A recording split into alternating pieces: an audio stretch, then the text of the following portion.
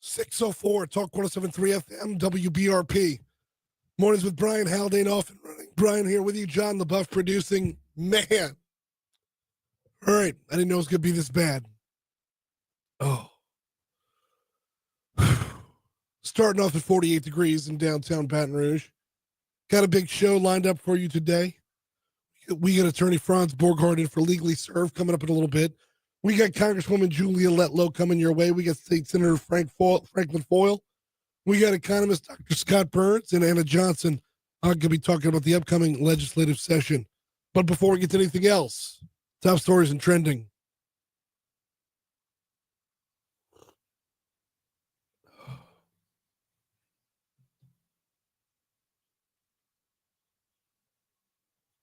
Number 5.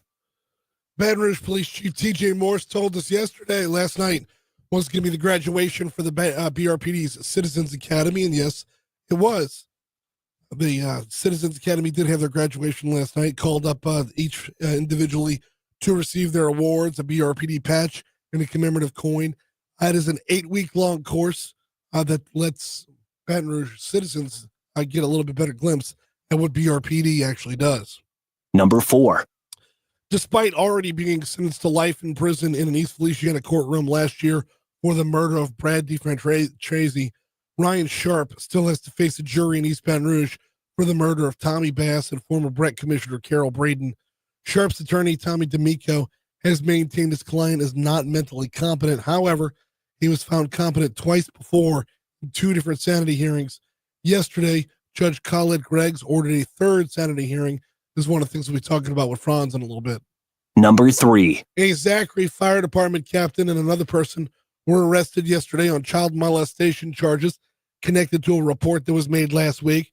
Zachary Police Department Captain Jonathan Knight and Tara Bizet, who are allegedly in a relationship together, were both arrested for molestation of a juvenile and contributing to the delinquency of a juvenile. Number 2. Multiple flights bound for New Orleans were diverted to Baton Rouge yesterday morning. According to the Baton Rouge Metro Airport, a spokesperson over there, the diversions were caused by debris and construction that briefly blocked runways at Armstrong International. Those were cleared back up and flights got back to where they needed to be. Number 1. A new ammonia plant is coming to the West Bank of Ascension Parish. The Blue Point Complex, a $4 billion low-carbon blue ammonia production plant led by CF Industries, will be built on the West Bank of Ascension. The project should bring about 100 permanent new jobs with it.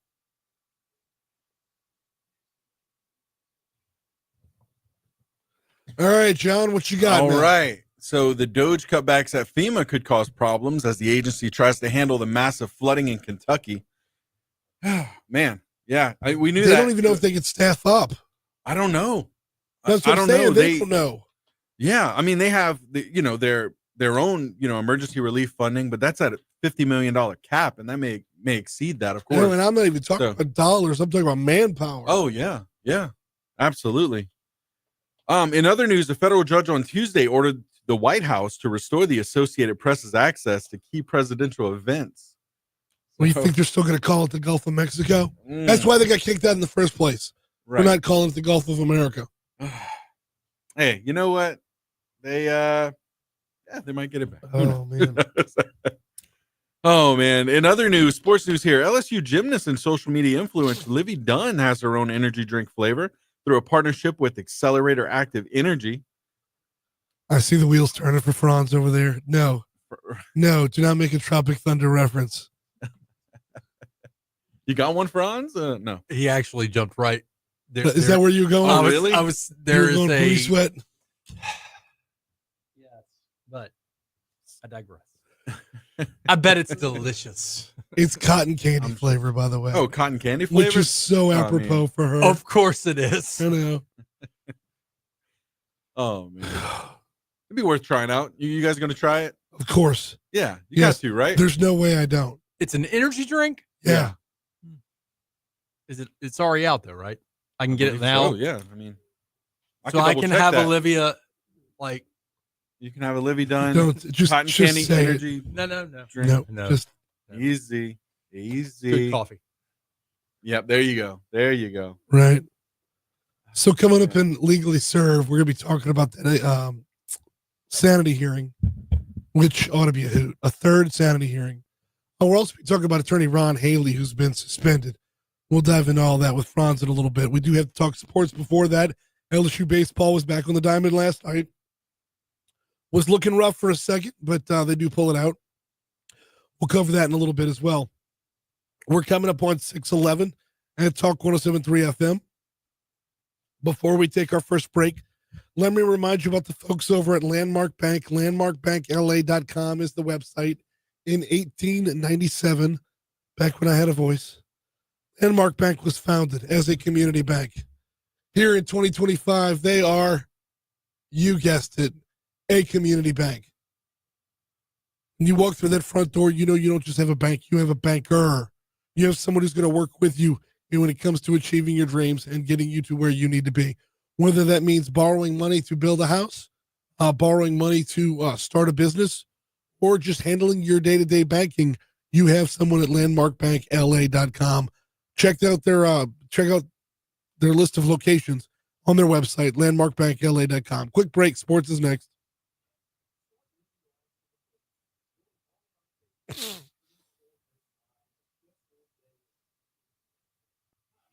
Is she still dating what's his name? Say again? Yep.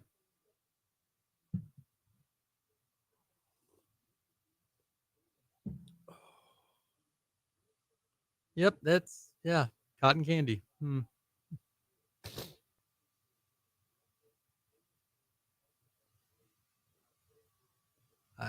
I got no words. Neither do I. Ah!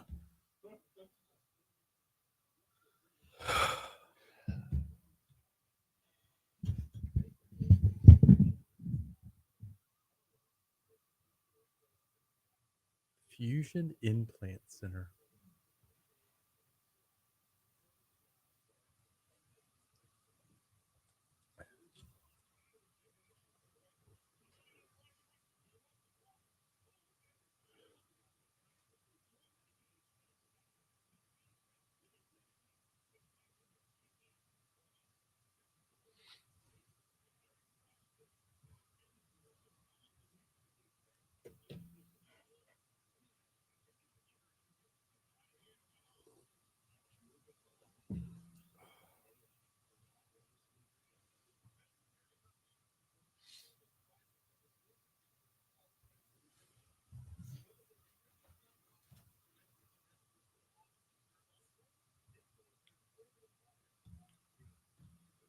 I did the saltwater thing last night. I might have to do it again this morning. Do you like gurgle it or you drink it or what do you gargle it? Yeah. You're not supposed to drink salt water. Makes you go crazy. Like ocean water. Makes you go crazy. It's different than just putting salt in water. I know. I'm just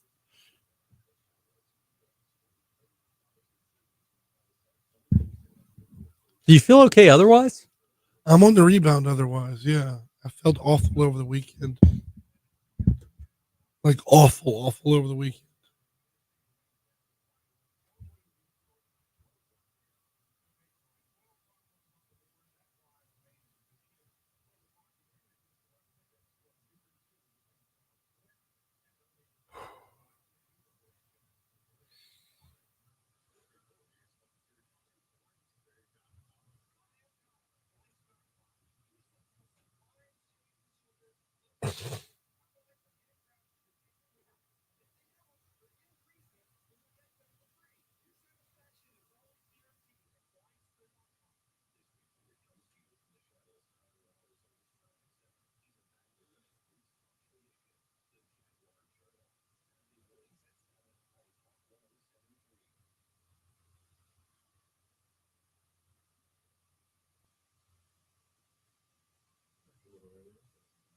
It broke a little earlier.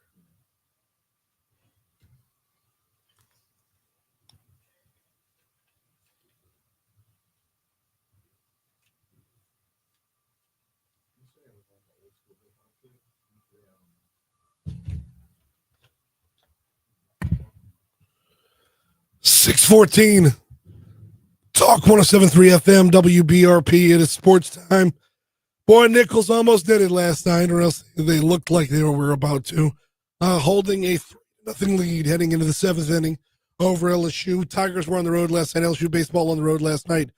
The Colonels put up 1 run in the third, 2 runs in the fourth, giving them a 3-0 lead, which in the top of the seventh, well, the inevitably eventually happened.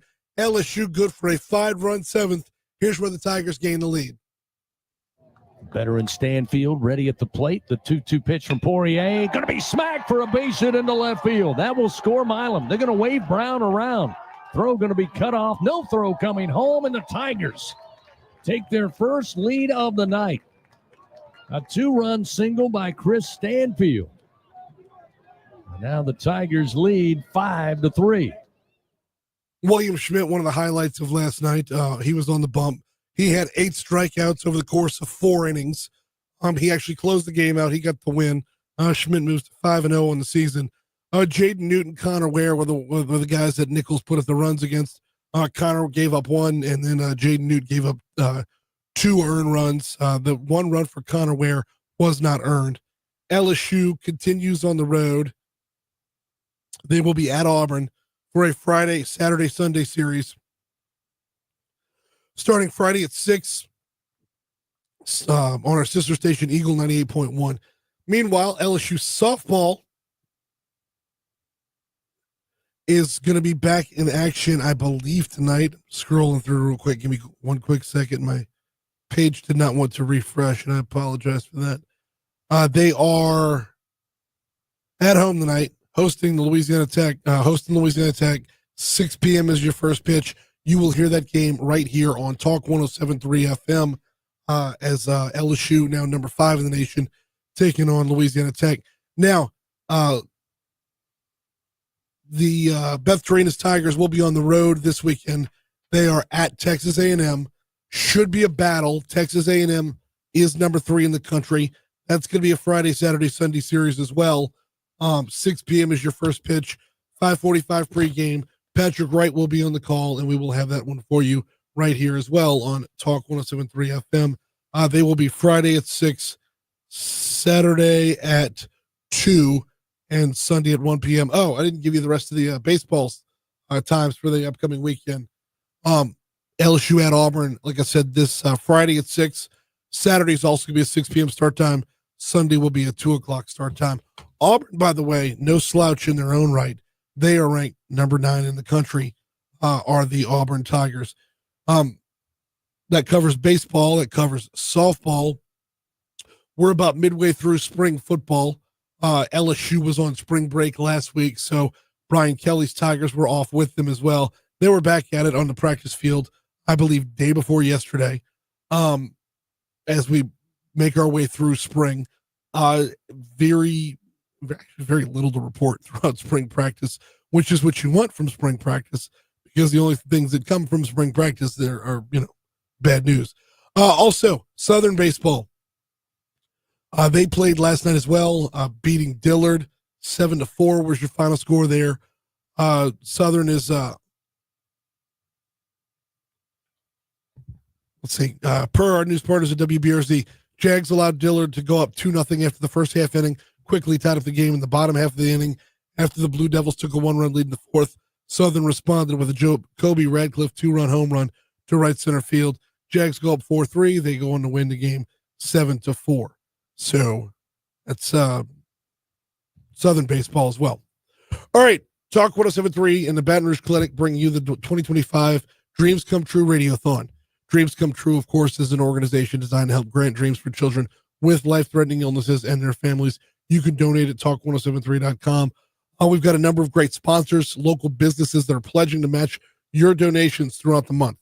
Lewis Mechanical, Patient Plus, Action Industries, Subaru of Baton Rouge, Service Chevrolet, Luba, Duplessis Pool Builders, as well as you make your way through as we reach a level of $1,000 in donations, $2,000 in donations. These companies will step up and match those donations to those limits. Visit talk1073.com to help us reach our goal. Together, we can make dreams come true. And for those of y'all that don't know, we just absolutely adore the partnership we have with Miss Becky and Dreams Come True. Seeing seeing the difference that it makes, not just for the child who's battling a life-threatening illness, but the child's family. Because really, when they're going through it, they're all going through it. And knowing that all the money stays here locally as well. So if you could please, talk1073.com, make your donation today. 6:20, here comes the Fox Business Report on Talk 1073.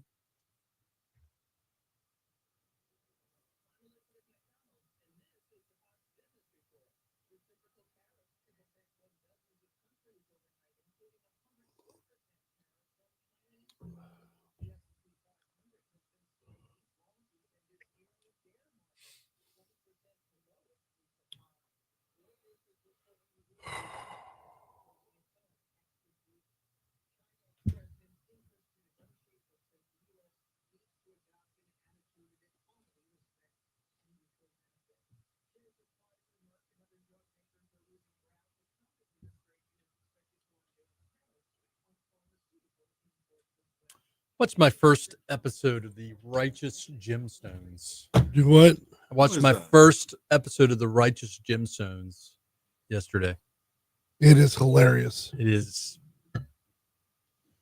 It's yeah. Yeah, anything Danny McBride though, right? Mhm. It's just- I think he You have not even. wrote it. I mean, Yeah. it's just one episode. You're season 1, episode 1. Yeah. oh, it's that early on, so I didn't miss. There's like no, what, no, for him. Oh. We're in season 4 or 5 now. Oh my gosh, I'm way behind. Yeah. Dang. Just Dude, wait I'm until so you far get. behind. You don't like. Oh, there's so much that's still okay. I just started watching Ted Lasso last night. That's how far behind I am. Really, That's good stuff. Golly, I've been missing out like for the first time. for the first time. Like, yeah, coming out with another season, even though it was supposed to be like yeah. I know I hate that. I mean, I love it because they get him back for a season, but it was a perfect 3-season arc, and yeah, it ended perfectly. Everything about it was perfect. Yeah,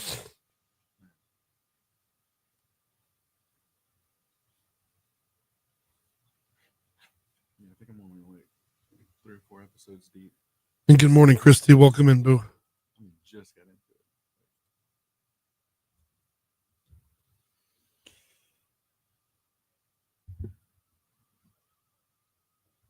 Baby Billy. I haven't See- even got to him yet. You don't know Uncle, but shut up, nerd. I can't even do the voice right now. Go outside, nerd. But baby Billy, how do you make any money? I don't, because I'm selfless.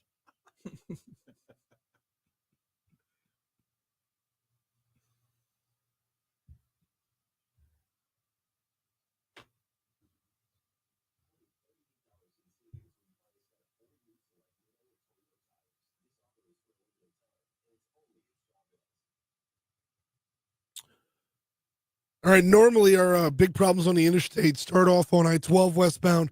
This morning our issues are on I-10 westbound, coming in, 10 westbound coming in from Ascension Parish by Segan Lane. I assume there's an accident there. We know there's a lot of delays backed up on 10 westbound.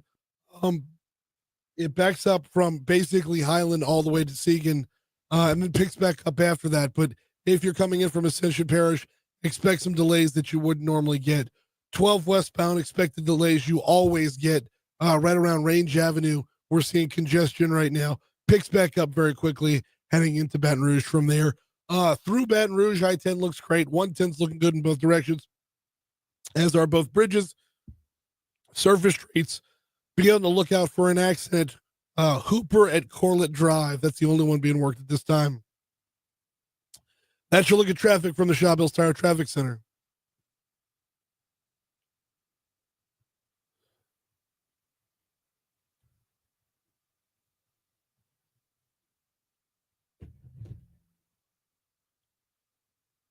.624, Talk 107.3 FM, WBRP. Vex European, VexEuropean.com. If you drive a European vehicle, heads up. If you drive a Land Rover, if you drive a BMW, if you drive an Audi, if you drive a Mercedes, I can go on and on and on. In fact, if you go to VexEuropean.com, hit the little vehicles tab, see that drop-down menu, you're going to find your vehicle there. And when you do, you're going to find a master level technician who specializes in your make of vehicle. By the way, they handle exotics too. So if you drive a McLaren like Franz does, you're taken care of at Vex European. If you drive a Ferrari like Franz does, you're taken care of at Vex European. Franz's entire fleet, the Lamborghinis, the Aston Martins, they're all covered over at Vex European, VexEuropean.com. Make your appointment today, 225-800-4706. And I'm not just talking about major repairs. I'm talking about everything under the hood, from something as simple as an oil change to anything that might go wrong along the way. Vex has got you taken care of. Vinny and his team celebrating 10 years of service at Vex European. All right, time for Legally Served. Let's roll.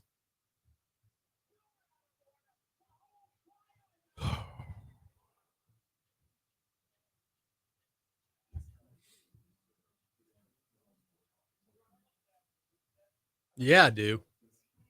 What happened?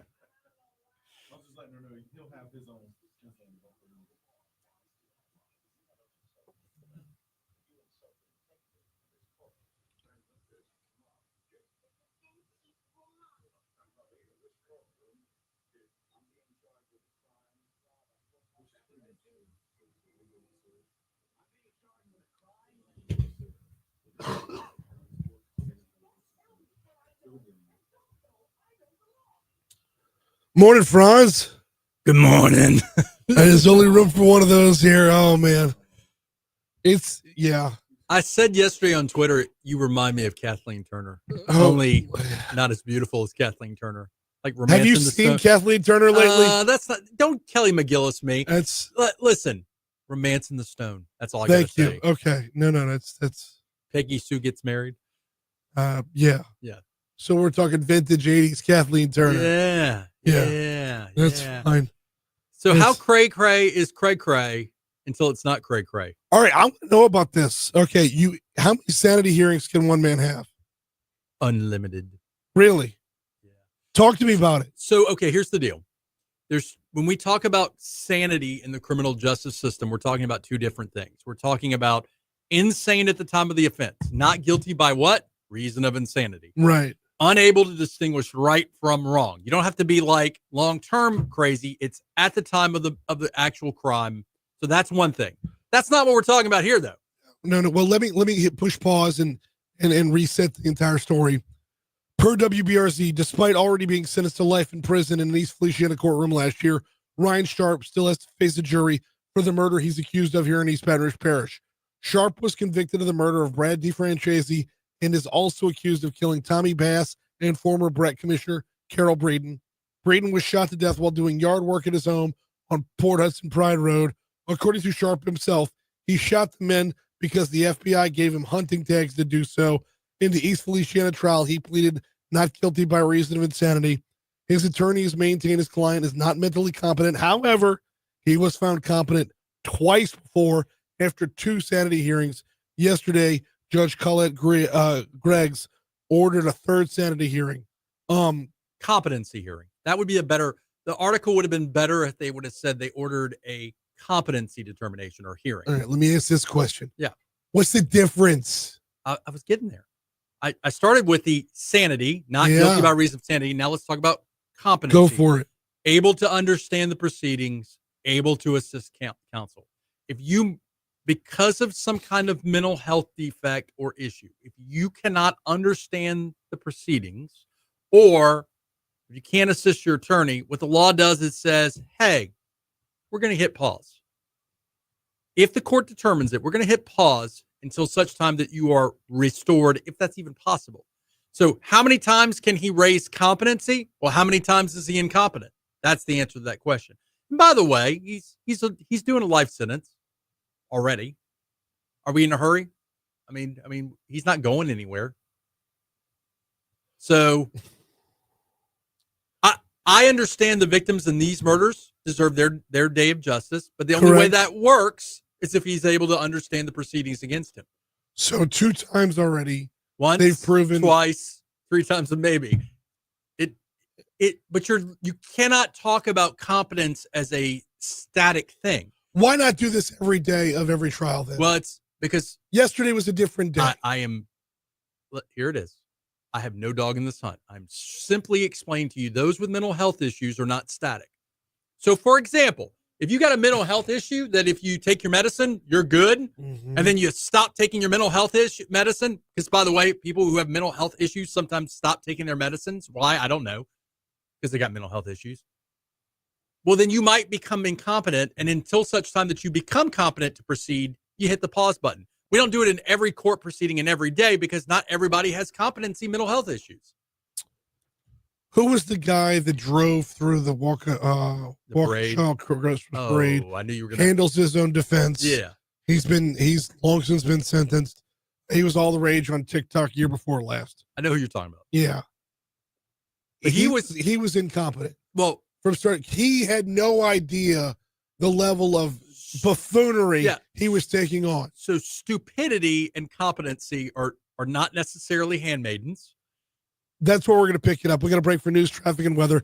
He's attorney Franz Borghardt. We'll continue next. I'm going to go try to find salt.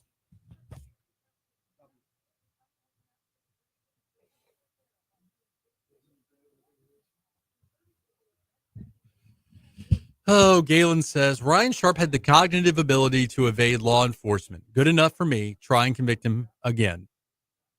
Give him that second life sentence.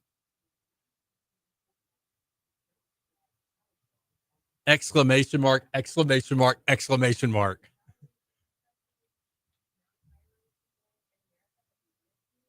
Baby Billy.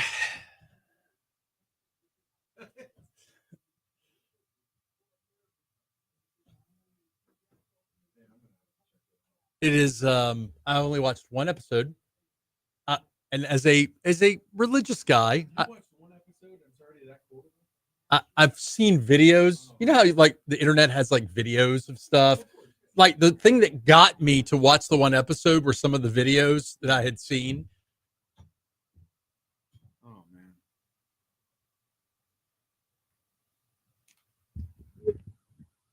So wait, where were you going? Religious guy? What? You know, Is it a little sacrilegious, little blasphemous? I mean, I like good comedy. Yeah. Galen, you are absolutely right. The victims do deserve their day in court. He's not going anywhere though, so it can be a slow. It's like when you eat a filet mignon. I don't know if you like filet mignons. You don't just take one bite of that 8-ounce filet mignon and just put it in your mouth and chew on it. Slow baby bites. Slow bites. Take slow bites.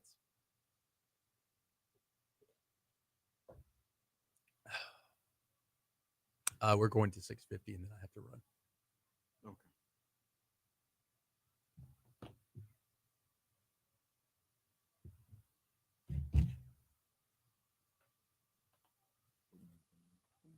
So Galen, again, competency is different than not guilty by reason of insanity. You can, if mental health is not stagnant, he can be incompetent now and it have nothing to do with the last conviction. All good questions, though. All good questions. Commonly confused. Sanity, not guilty by reason of insanity, unable to distinguish between right and wrong at the time of the offense. Incompetency, unable to understand the proceedings right now, unable to assist counsel right now. And that is not, incompetence is not the same as ignorance or stupidity. It is a mental health-based issue.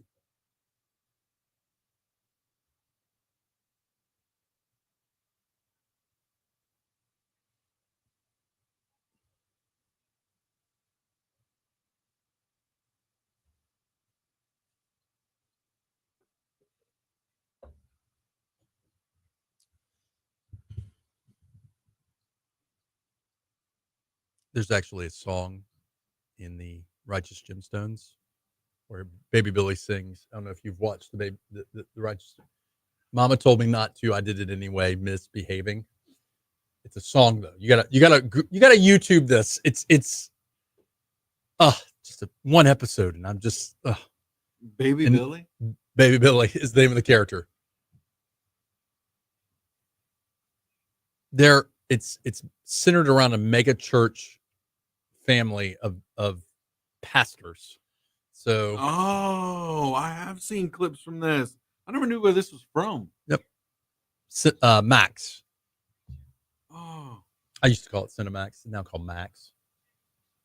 Or HBO Max. I haven't known where these clips were from. Yep. But I'll see like the reels. John Always see my Goodman. feet. John Goodman's in it. Oh man.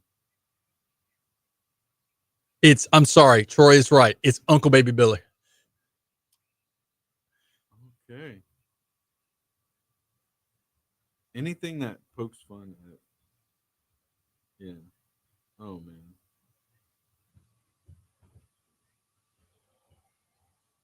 Bible bonkers. I like it. I like it.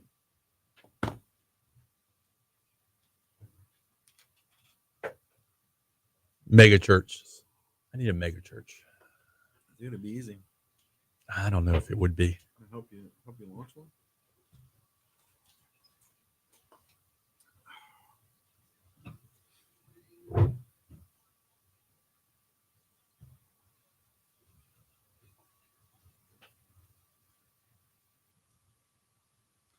Brian, you want to tease weather or just go into it? I was gonna say, man, the less okay.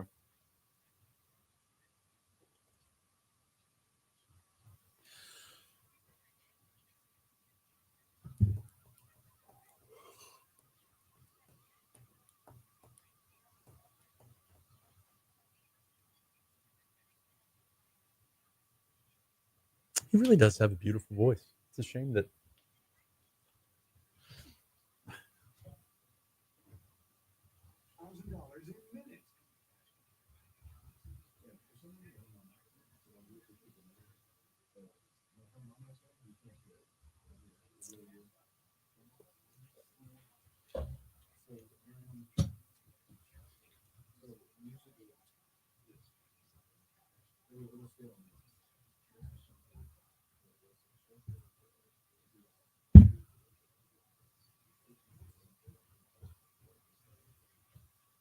It's too hot.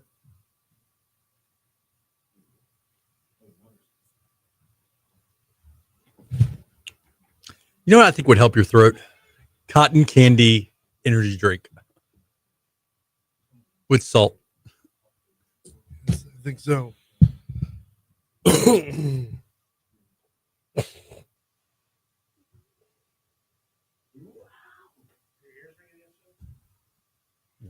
What did I do?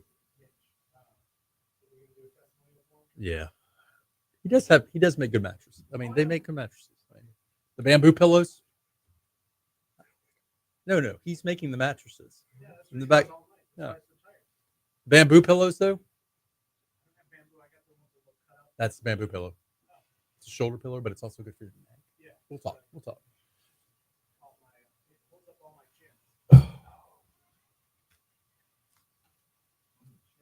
See, it's back to back. I hate that. 637 Talk 107.3 FM WBRP. Mornings with Brian Haldane rolling right along. We got Legally Served with attorney Franz Borghardt. Oh, It's okay, dude. It's okay. we're only a half hour into the show. Like you get to bounce at 6:50. I gotta battle through this. I mean, garbage. This is for the rest of the day. Let me tell you, the time I spend here until 6:50, it's magical time. It's magical Wait, time. I need you to talk as much as possible because I can't. All right, so here's the deal. Everybody is like asking on social media, wait, this guy ran his own business, like he evaded FBI. How can he be quote unquote incompetent? Right. Don't think of incompetence. Like if you look at somebody and say, hey, Simple Jack, you're incompetent. That's another Tropic Thunder reference. You're incompetent. The first one was off air, by the way. Yeah. Incompetent is not stupid, ignorant. Like it is unable, legal definition of incompetence, unable to distinguish between, unable to understand the proceedings, unable to assist your lawyer. Okay. Now, could it be that this guy is faking it or what we call malingering? Absolutely. Absolutely could happen. However, the problem is the judge, once that motion is made to re-urge competence, Tommy D'Amico is his lawyer. Tommy D'Amico is saying, look, this dude is incompetent. And by the way, the best part about all this is they appoint like a 3-judge panel and a 3-doctor panel, and the doctors can disagree on competence. So like one doctor may say, hey, this dude's bat poop crazy and not able to understand proceedings. Another two doctors may say, no, he's good. So what does it take then? How many? You can urge it infinitely. Right. There's no. How many doctors does it take? 2 out of 3. Okay. It's like a majority kind of thing. And by the way, the parties can sometimes stipulate to it. Sometimes this isn't. Think of a non-murder case, 3 times. Sometimes everybody agrees, yeah, this person has a mental health issue and is not able to assist their counsel, and they can agree to it. Don't we have counsel because we don't fully understand the intricacies of the proceedings? But unable to understand is not the same thing as I don't get and go to law school and I need a lawyer. It's as in, like, what year is it? Who's president? All right, like, all that's on? garbage. If you're proving, I'm just telling you what it is. No, but twice already, this guy. Now I'm in a Jesse Ventura mode. Like, what is, brother? No, like something about my voice. Okay, I get you a big giant plumed feather.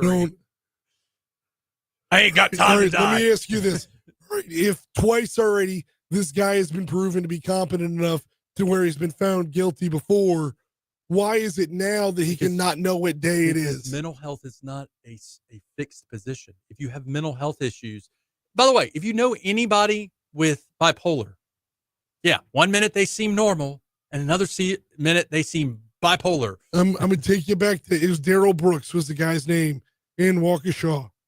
Right? How is it that he went in, represented himself? Guy was bat-you-know-what crazy from start to finish. Defiant against the court from start to finish, and yet this was never a thing. So he represented himself, and the problem is you've got to raise this as an issue. Mm-hmm.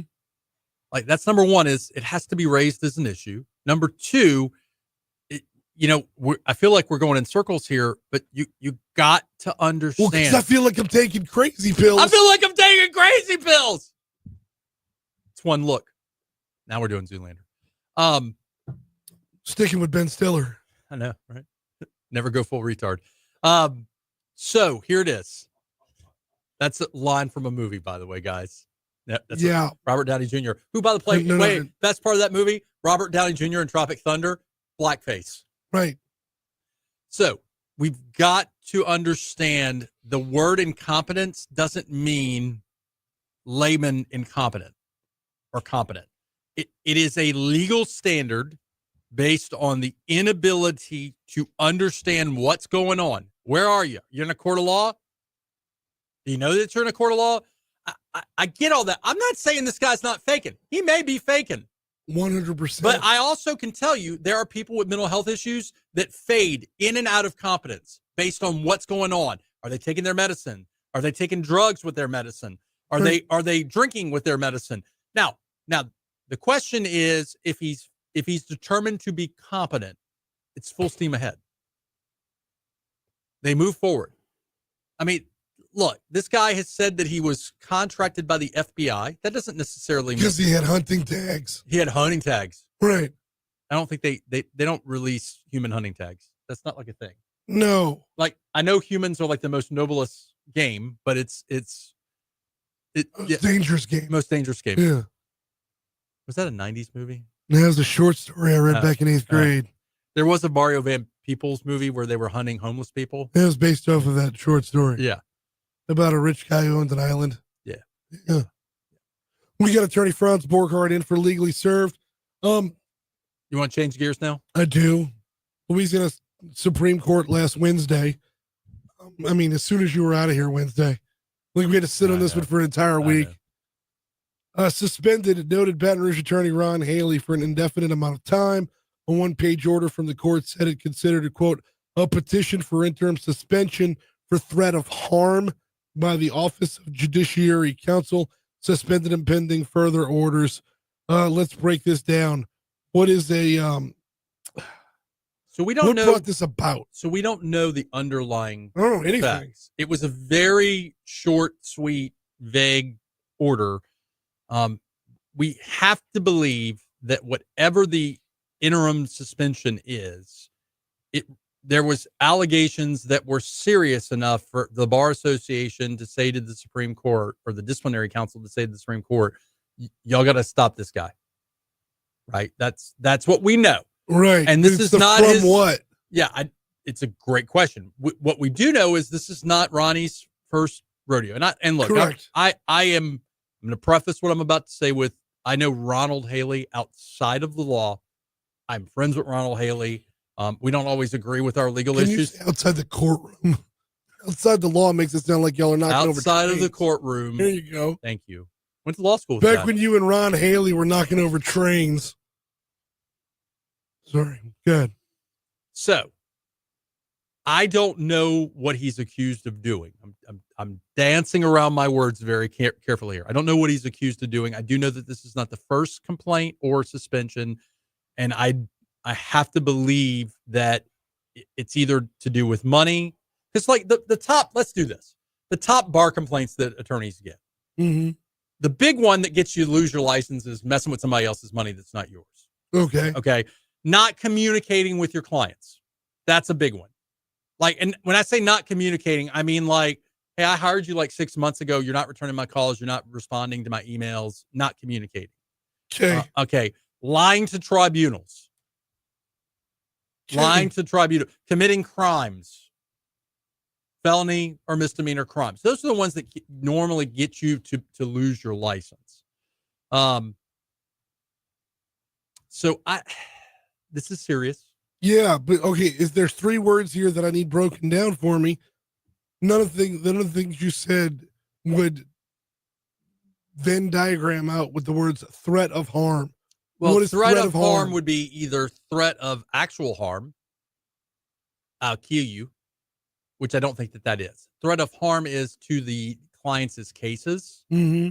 to their financial well-being, and remember, Ronald Haley does a lot of criminal law. Yeah. So threat of harm. Here's one for you. Let's say you hire an attorney. Okay, because we have strong feelings about competency. I get it. We hire an attorney. Attorney's in good standing with the Bar Association. He's licensed. And we hire that attorney to represent us in a very serious criminal case. Mm-hmm.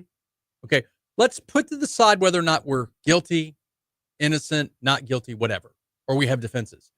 If that attorney goes off rails and doesn't do his or her job, does that put our justice system in serious danger, threat of danger? And I would argue yes, because, and I'm not saying that that's what we have going on here, because for the same reasons that you want victims to have justice, swift and fair justice, they only get that when everybody does what they're supposed to do. Okay? Doesn't mean that guilty people are innocent. It just means well. So I don't know. When you say justice system, I feel like you're being unintentionally hyperbolic. The entire system's not going to crumble because one guy's not doing his job. Not going to crumble the entire system, but it will crumble as to that defendant. It will crumble as to those victims, and that does erode at the justice system. Just saying, things to think about. But point is, we don't know what's going on. What we do know is he can't practice law right now. Right. And if you do practice law while in an interim suspension, it would be bad.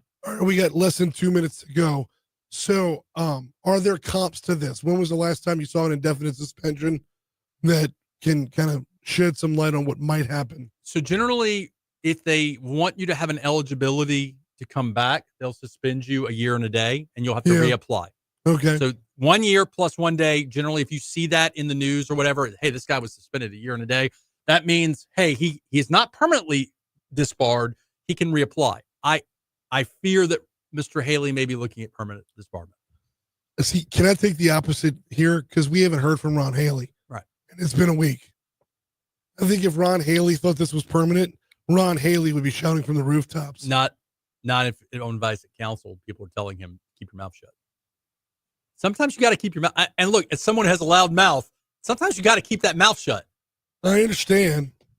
I get it. But I mean, like, I understand you're I've suggesting seen that his Mr. sound bites Haley, before. Mr. Haley's not opposed to sharing his opinion with the world. Correct. Right. And it may be in his best interest to keep that opinion to himself. For now, at least. Only if there's a glimmer of hope that he's not done for good. That's my point. Get elected office tomorrow. Do what? He could get elected to an office tomorrow. He'll be probably our next House of Representative. Doubtful, but I appreciate the insight. He's attorney Franz Borghardt. We do legally serve at this time just about every week. We get a break for your money now. We'll check traffic. We'll come back. I will do my best to continue right after this. It's 6:50 at Talk 107.3.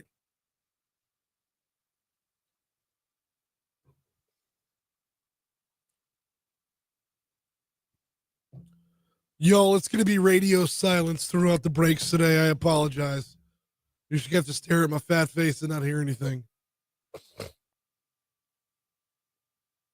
Damn, that was a good segment, too. Franz and I were on point.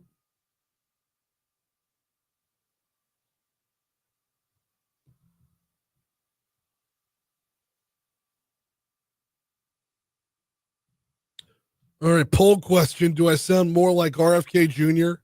or Jesse Ventura?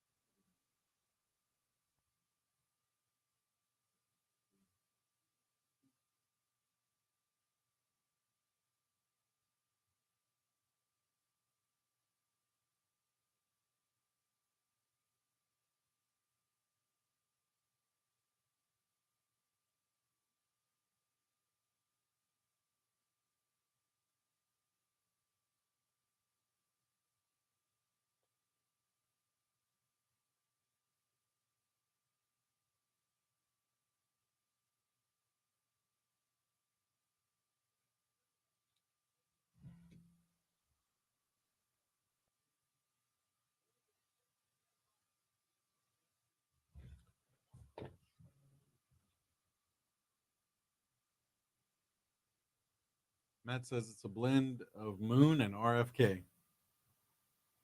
Moon? I don't know.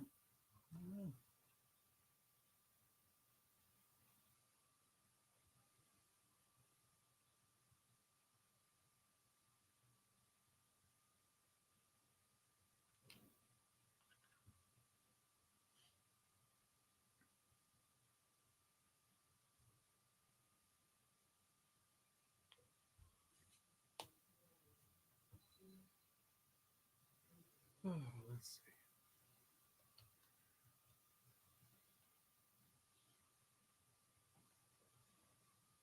See, this is why a morning show, like hosting a morning show, sucks. If I hosted an afternoon drive show, I'd have all day to call people and say, "Can you fill in for me?" Yeah.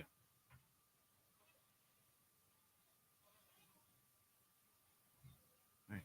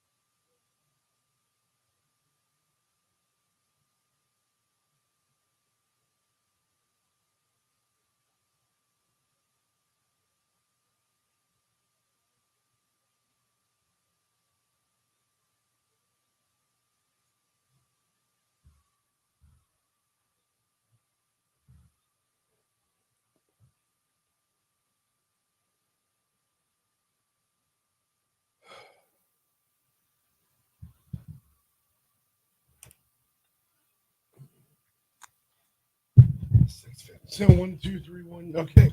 I just got to find where I can actually have a voice and start there. 6:55 at Talk 107.3 FM, WBRP. Mornings with Brian Haldane, rolling right along. Man, you wonder why people hate attorneys? That last segment was a good example of that. Got this message in. I don't like how Franz is making light of mental illness. For the non-criminals, there's a battle every day to feel normal. When you've had someone with mental illness in your family and you make those efforts to make sure they stay on their meds, you know what a battle it is. It's not a cheap card, a cheap trick you play in the courtroom to get somebody off for committing a crime. But you remember, Franz is arguing as a criminal defense attorney. But that's just one of those, there's one of those things where it's like, oh, you're going to lie about this to cover up the crime that you did. And I don't normally carry the conversation beyond that segment, but that's because he's not here to rebut. But, and I can tell you, if he was here to rebut, he would say, you know, mental illnesses, it does fluctuate. But to use it as a cheap ploy, if you wonder why your business has a reputation, that's part of it. And he's not the one pushing that plea. Tommy D'Amico is. So, new deals come out today at Mathern's. If you have the Mathern's Rewards app, open it up, see what you've got on special this week. Let me go ahead and do that while we're talking here. By the way, the Rewards app is good at all three locations of Mathern's. You get them downtown on 3rd Street or in between 3rd and 4th. They get entrance on either side.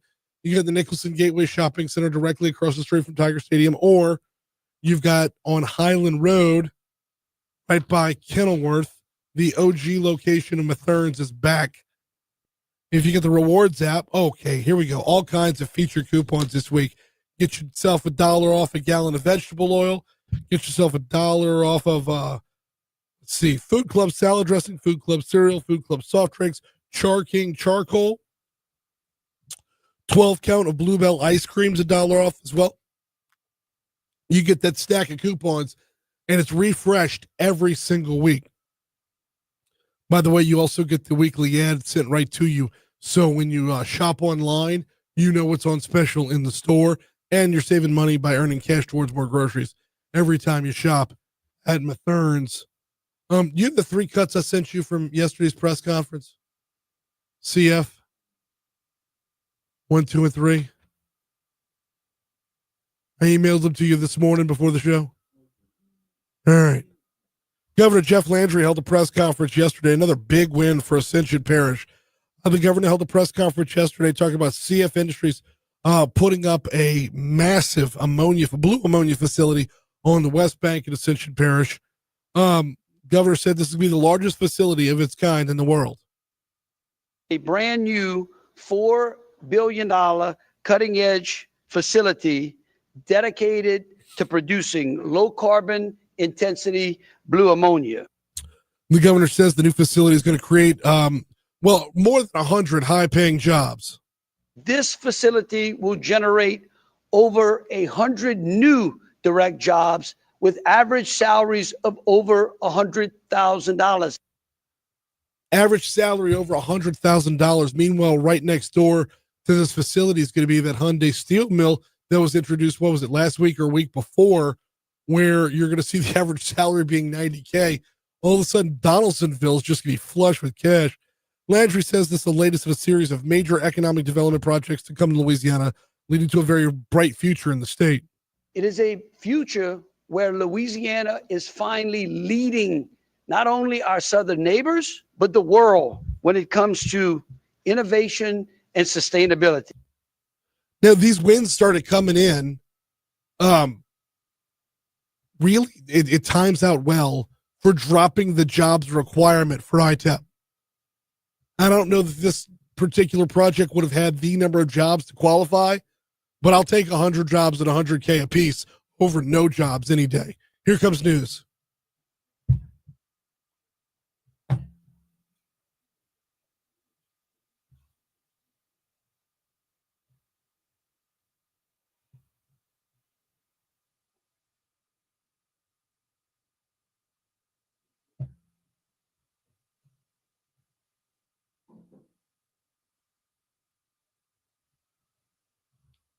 And I asked the Louisiana Radio Network to upload the entire press conference to our page, and they did not.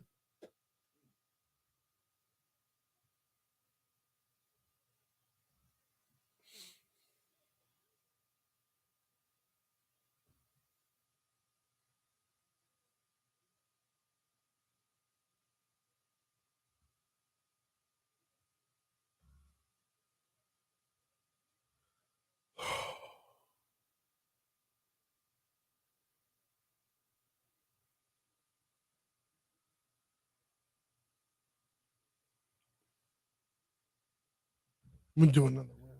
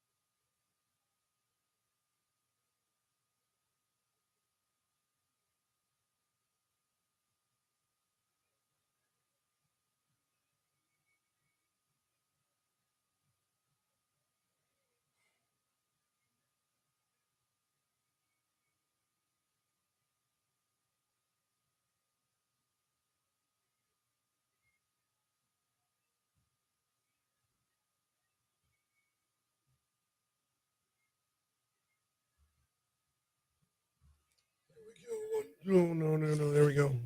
7:05.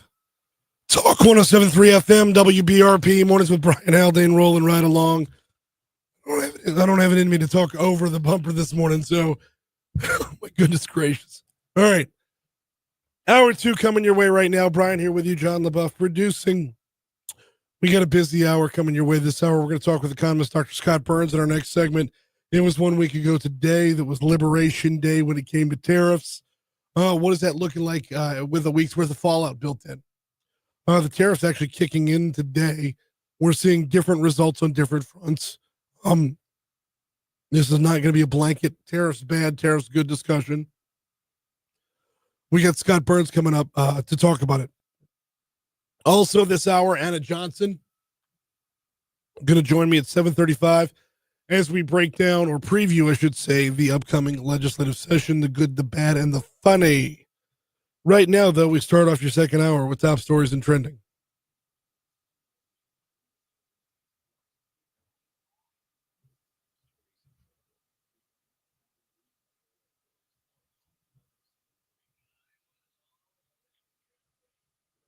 Number 5. Just as an aside, I appreciate everybody who powers through this with me this morning. I have zero voice. When I went to bed last night, I still had a voice. You wake up at 3:45 in the morning, there's not really a whole lot of folks you can call and say, bail me out. So we're just going to keep powering through it. Number 5, the latest round of the Baton Rouge Police Department's Citizens Academy had their graduation last night. It's an 8-week course, a number of demonstrations and real-life scenarios that everyday citizens go through that gives you a closer look at what BRPD actually does. Your graduates received an award last night, a BRPD patch, and a commemorative coin to go along with it. We had TJ Morse on with us yesterday. He was kind of previewing that, saying it's, another successful class, and that is exactly what came to fruition. Number 4. Despite already being sentenced to life in prison in an East Feliciana courtroom last year for the murder of Brad DeFrancesi, Ryan Sharp still has to face a jury in East Baton Rouge for the murder of Tommy Bass and former Brett Commissioner Carol Breeden. Sharp's attorney, Thomas D'Amico, has maintained his client is not mentally competent. However, he was found competent twice before after 2 sanity hearings. Yesterday, Judge Colette Greggs ordered a 3rd sanity hearing. Number 3. A Zachary Fire Department captain and another person were arrested Tuesday on child molestation charges connected to a report that was made last week. This would be Captain Jonathan Knight and Tara Bazette, who are allegedly in a relationship together, were both arrested for molestation of a juvenile and contributing to the delinquency of a juvenile. Number 2. Multiple flights bound for New Orleans were diverted to Baton Rouge yesterday morning. According to a Baton Rouge Metropolitan Airport spokesperson, the diversions were caused by debris and construction that briefly blocked runways at the Louis Armstrong International Airport. The debris was eventually cleared up down there in New Orleans, so flights ended up going back to where they needed to go. Number 1. A new ammonia plant is coming to the West Bank of Ascension Parish, the Blue Point Complex, a $4 billion low-carbon blue ammonia production plant led by CF Industries will be built on the West Bank of Ascension. The project was announced yesterday by Governor Jeff Landry, LED Secretary Susan Bourgeois, and a whole cavalcade of others that were on hand for it. The project should bring about 100 permanent jobs with an average salary of around $100K apiece.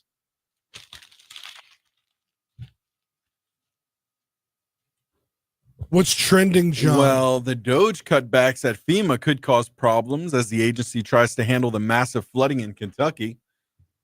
So there's that, right? Don't even have the manpower at this point to cover it. Yeah. We talked with Congressman Troy Carter about this a good bit yesterday, and I don't think this is going to be a right versus left issue or a pro-Doge versus anti-Doge issue. When it comes to emergencies, like, okay, on a day-to-day basis, okay, remember that email that Elon Musk sent out that said, what do you do on an average week? Right. Okay. You can see where FEMA, they might have a week where it's like, I wasn't really doing a whole lot.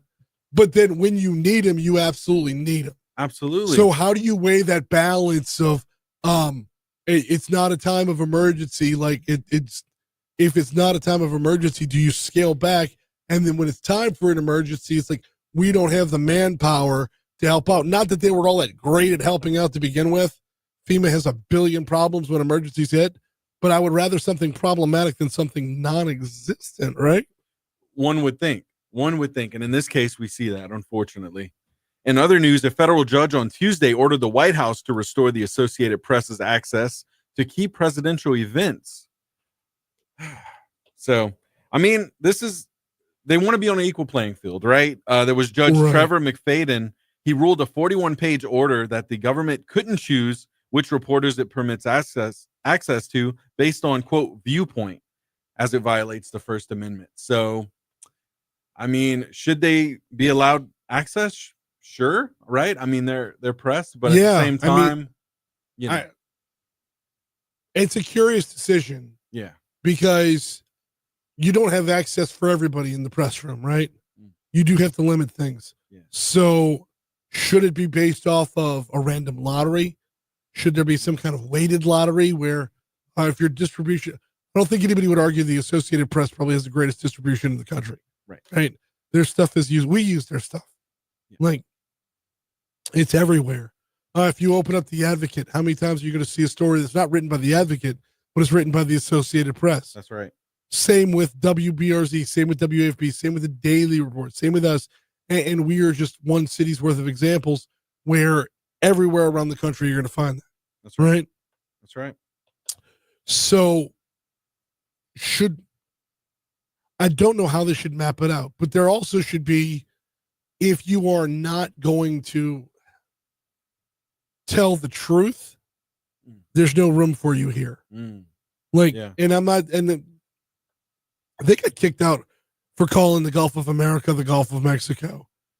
I think that's a bit of a stretch to kick somebody out for, but may have rushed things a little too. Yeah, a little bit. I rushed into it. And sports news here. LSU gymnast and social media influencer Livy Dunn has her own energy drink flavor through a partnership with Accelerator Active Energy. Tastes like unicorn farts, doesn't it? Oh, man, yeah. No, it tastes like cotton candy. Yeah, it is cotton candy. Yeah. It is cotton candy. She says, cotton candy is my all-time favorite treat, and the team at Accelerator helped turn that into my very own delicious signature flavor. When did Livy Dunn turn into Buddy the Elf? Right. Like that's... Cotton candy's my favorite. She says, having my own signature flavor is a dream come true. Is it, Livy? But is it, right? Is it? If you had a flavor, if you're able LSU, to choose, you're a world-renowned LSU gymnast. Yeah. You have millions upon millions of social media followers. I think your dreams have already come true. I would think. If you had your own energy drink, Brian, you're an energy drink guy, right? Oh, big time. Yeah. What flavor? What flavor would you have? If you got a Brian Haldane signature energy drink. I would be hard pressed to do anything that's not like, because I'm a big Red Bull guy. Yeah. Right. I don't do like Monster. Just is so you don't too have much of the sugar. Right. Even the sugar-free Monster is a little off. Yeah. I remember when Monster came out with their Rob Gronkowski flavor, and I'm like, congratulations, you just created Red Bull. Like, there's nothing wrong with Red Bull. It's fine. Right. It's the perfect flavor. Yeah. Like, I'm a simple guy. I like what I like. Right. Yeah. Yeah. I don't need to reinvent the Red Bull. You're not going into like the different flavors. And no. You're just like, yeah. Because they're all, you know what they all are? They're just sugar. Yeah. This would taste like sugar. That would taste like sugar. Yeah. Now I would call it something different. Right? Of course. Call it something like, what did Charlie Sheen talk about drinking tiger's blood? Yeah. Yeah. That's where I'd go. That's where I'd go. Little right. Charlie Sheen. Charlie Sheen. Blood. That's where we're going. Yeah.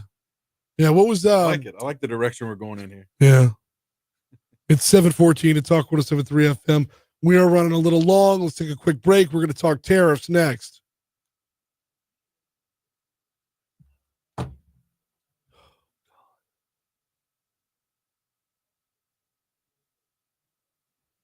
you have Scott's number?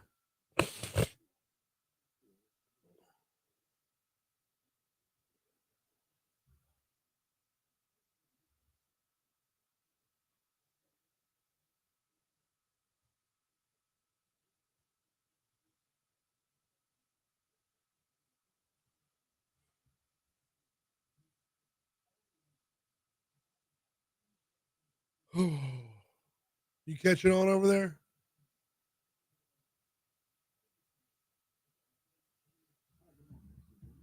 After the first hour, it's a breeze.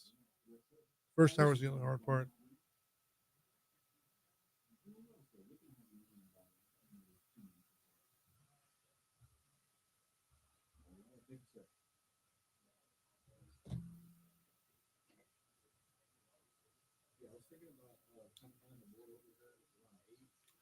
Go for it. Yeah.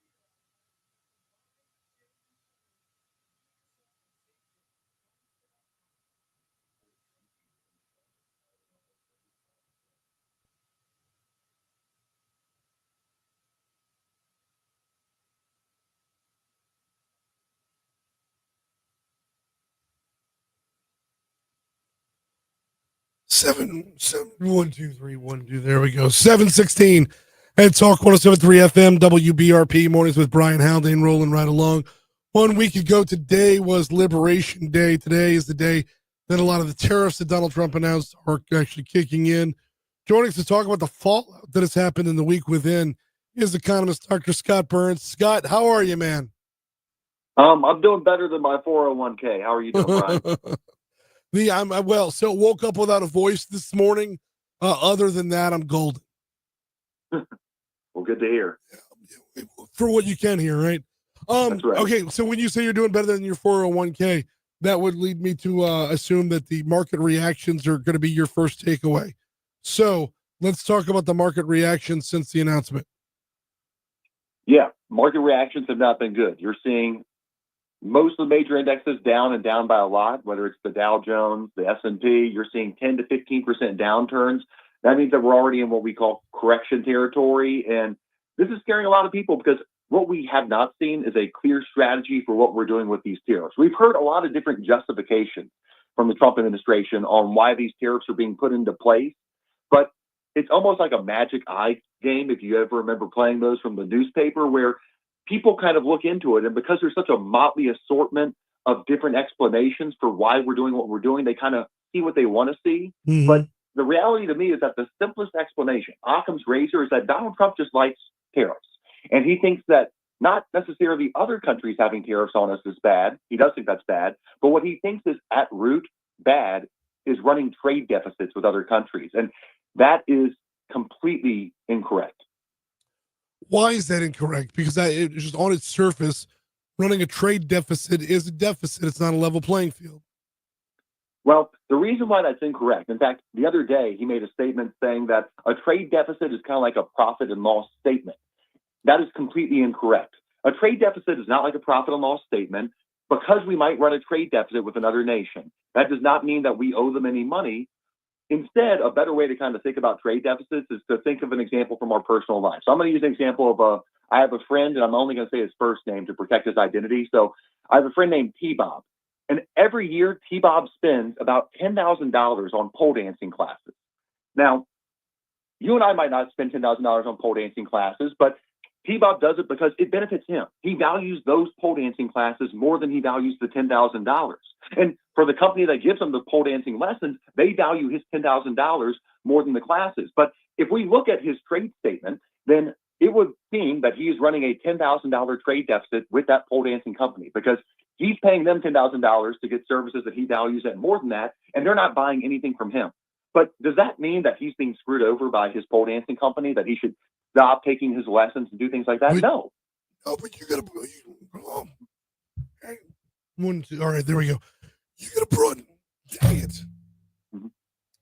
I got nothing left. There it is. All right. There we go. Broaden it out, though. If they're charging T-Bob $10,000, but they're only charging John $6,000, now he is running at a deficit. No, he's still in a situation where he is getting something that he values more than what he is voluntarily paying.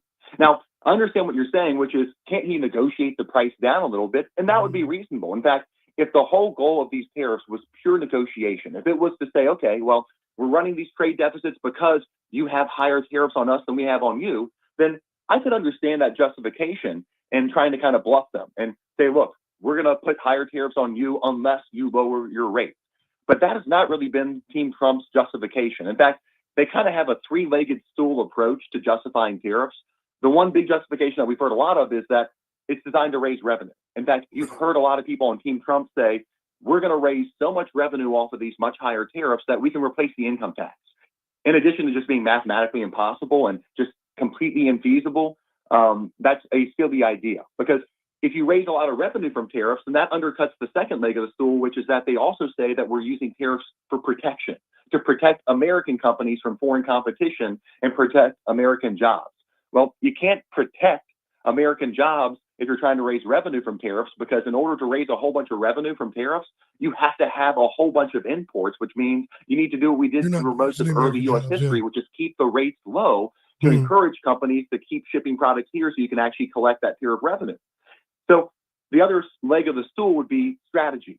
And that's one that we're kind of talking about, using them as negotiation to try to get other countries to lower their tariffs or do other things related to national security and national defense that we think might benefit us.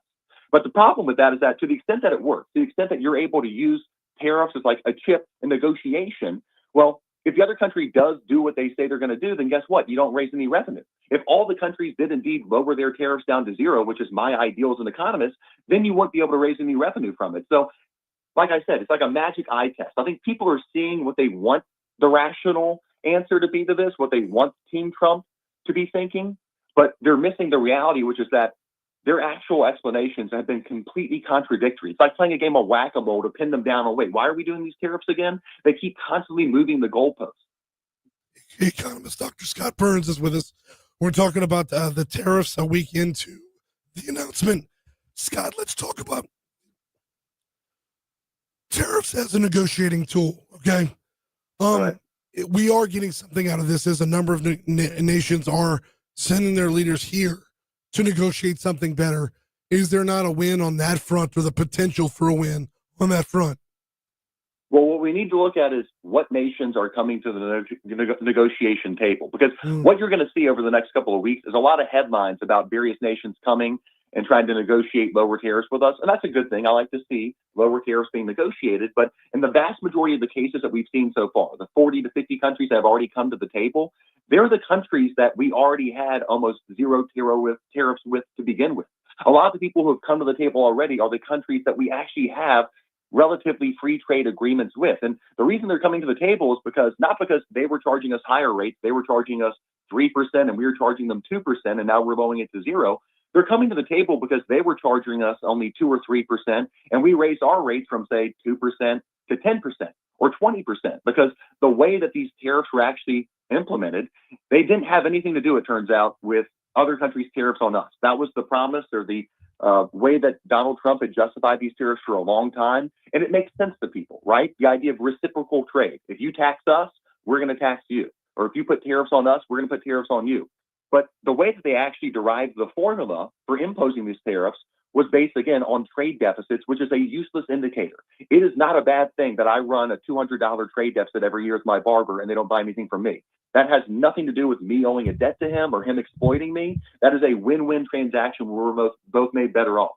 Unfortunately, Donald Trump does not see the world in win-win terms.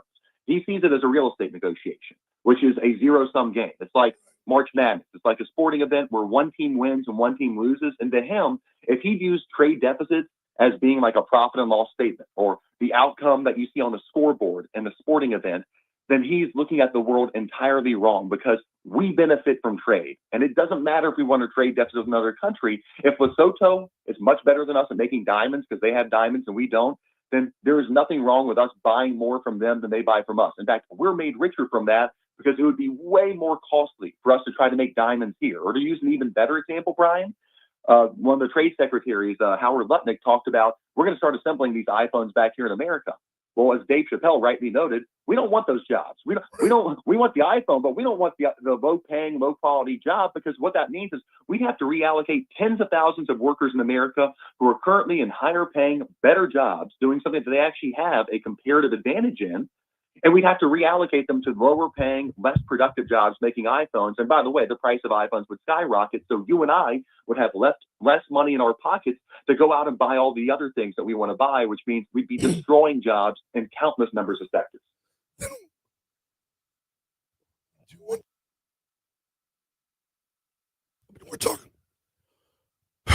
We're talking with economist Dr. Scott Burns about tariffs. Let me flip the script then. Why does it work for other countries? It doesn't work for other countries, but I will give you justification for them for other countries. Most of the nations that have tariffs on us are not rich nations. Most of them are poor, underdeveloped nations. And the reason that they have tariffs, it's not because it makes them richer necessarily. It's because of necessity. If you're in Lesotho or if you're in Ethiopia, you probably don't have the technology and capacity to withhold income taxes and collect taxes via income digitally. That's what we do in rich countries, right? That's actually a pretty easy system. I know tax day's coming up. We all hate paying taxes, but you can understand how rich countries have the capacity to do that. Well, if you're a really poor nation, you probably don't have access to the digital bank accounts and payment systems of all of your various citizens. A much easier way to collect revenue is just to say, okay, whenever a ship comes in, we charge that ship basically a toll or a tariff. So that's why we had tariffs in the early United States. It wasn't because our founding fathers loved tariffs and they thought that tariff was the most beautiful word in the English language. It was out of necessity. Can you imagine in 1776 trying to collect income taxes, which, by the way, were unconstitutional at the time? It would have been crazy. So what we did in early America and what most nations do today is they have relatively low tariffs on a wide variety of goods from other nations, not because they think it makes them stronger or better as a nation, but instead because it's an easier way to raise revenue. And there is a second defense I'll briefly mention for why some other nations have tariffs. That's the defense that, well, they're trying to protect their industries from other bigger, more efficient nations who, maybe they've been doing manufacturing a good for way longer, so it would take forever to catch up.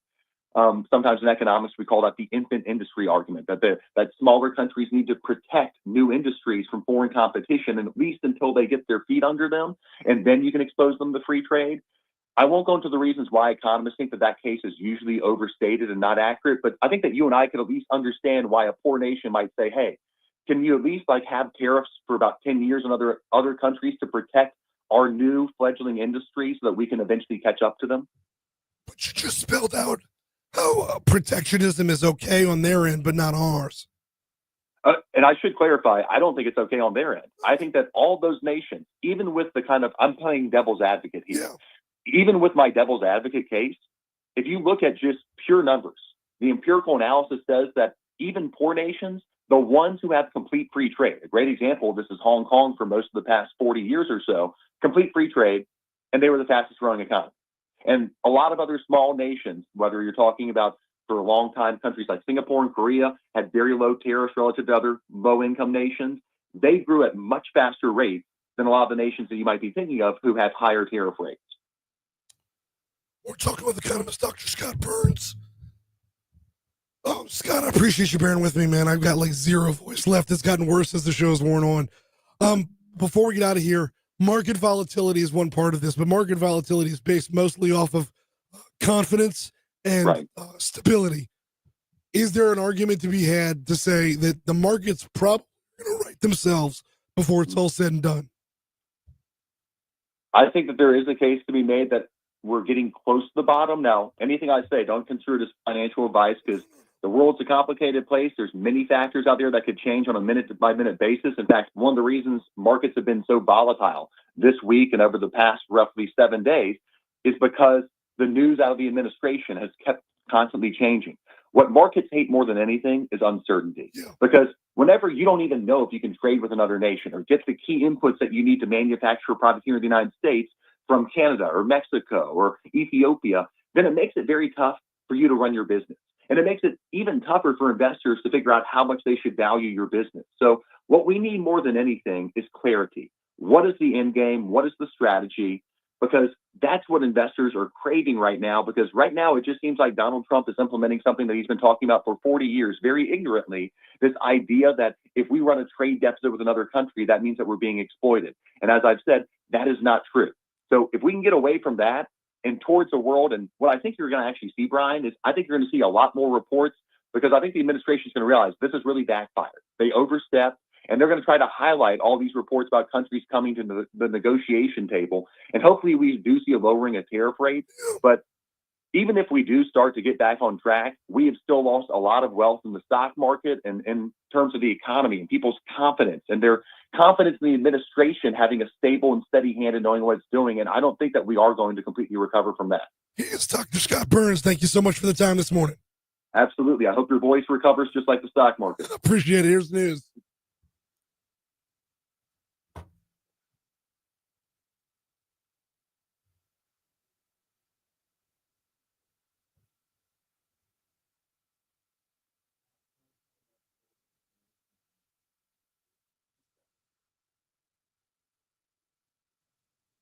And more about this T-Bone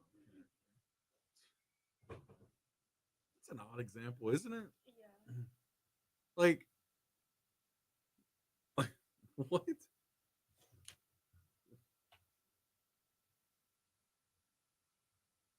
You could have really used any example. I don't know.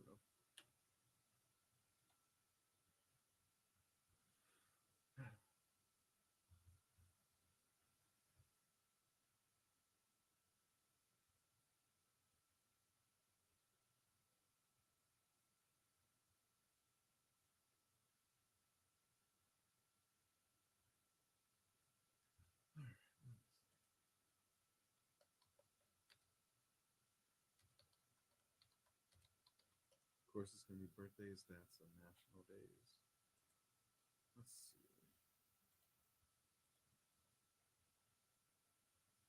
Winston Churchill Day. Okay. Education.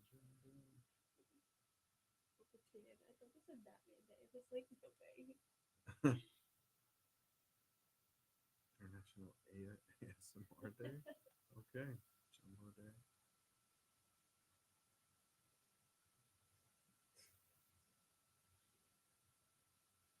Chicken Little Awareness Day? Like what? Who's doing this? Okay, this like National Former Prisoner of War Recognition Day. I'll probably go with that one. Mature Women's Day, like National Unicorn Day. Oh, yeah, I think I'm gonna go with that one.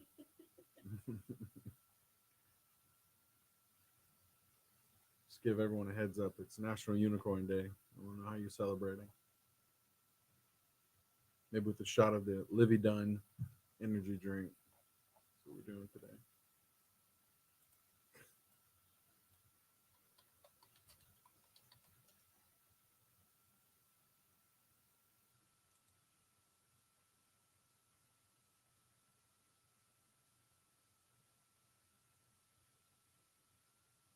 Future Bonhoeffer.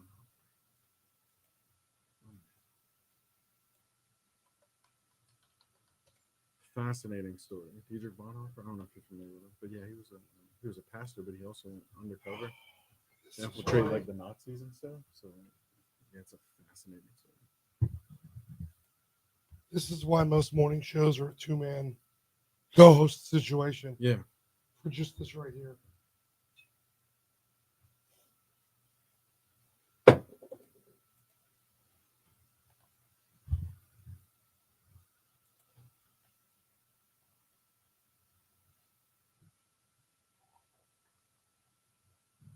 All right, little Nas X. That's cool.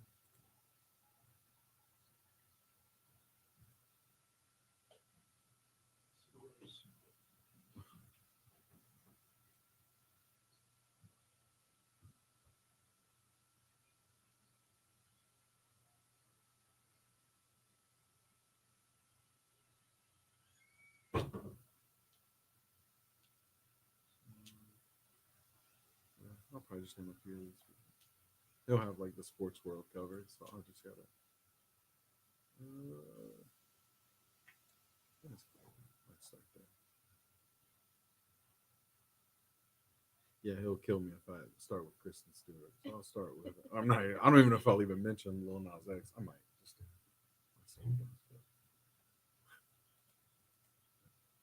Like really, that's where you're gonna start.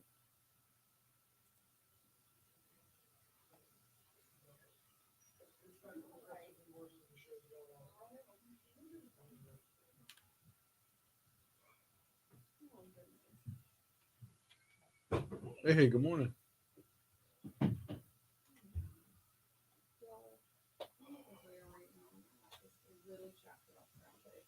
Do what? Oh yeah.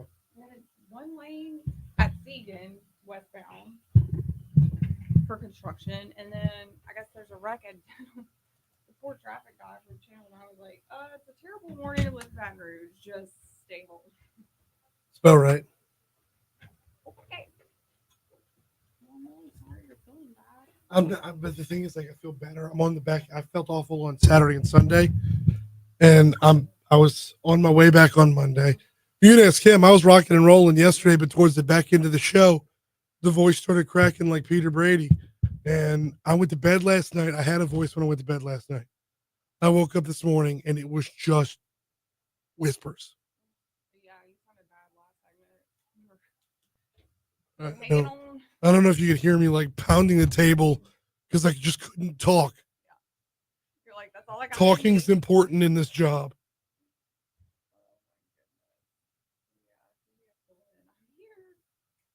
You just send me your list of questions for Franklin Fulton.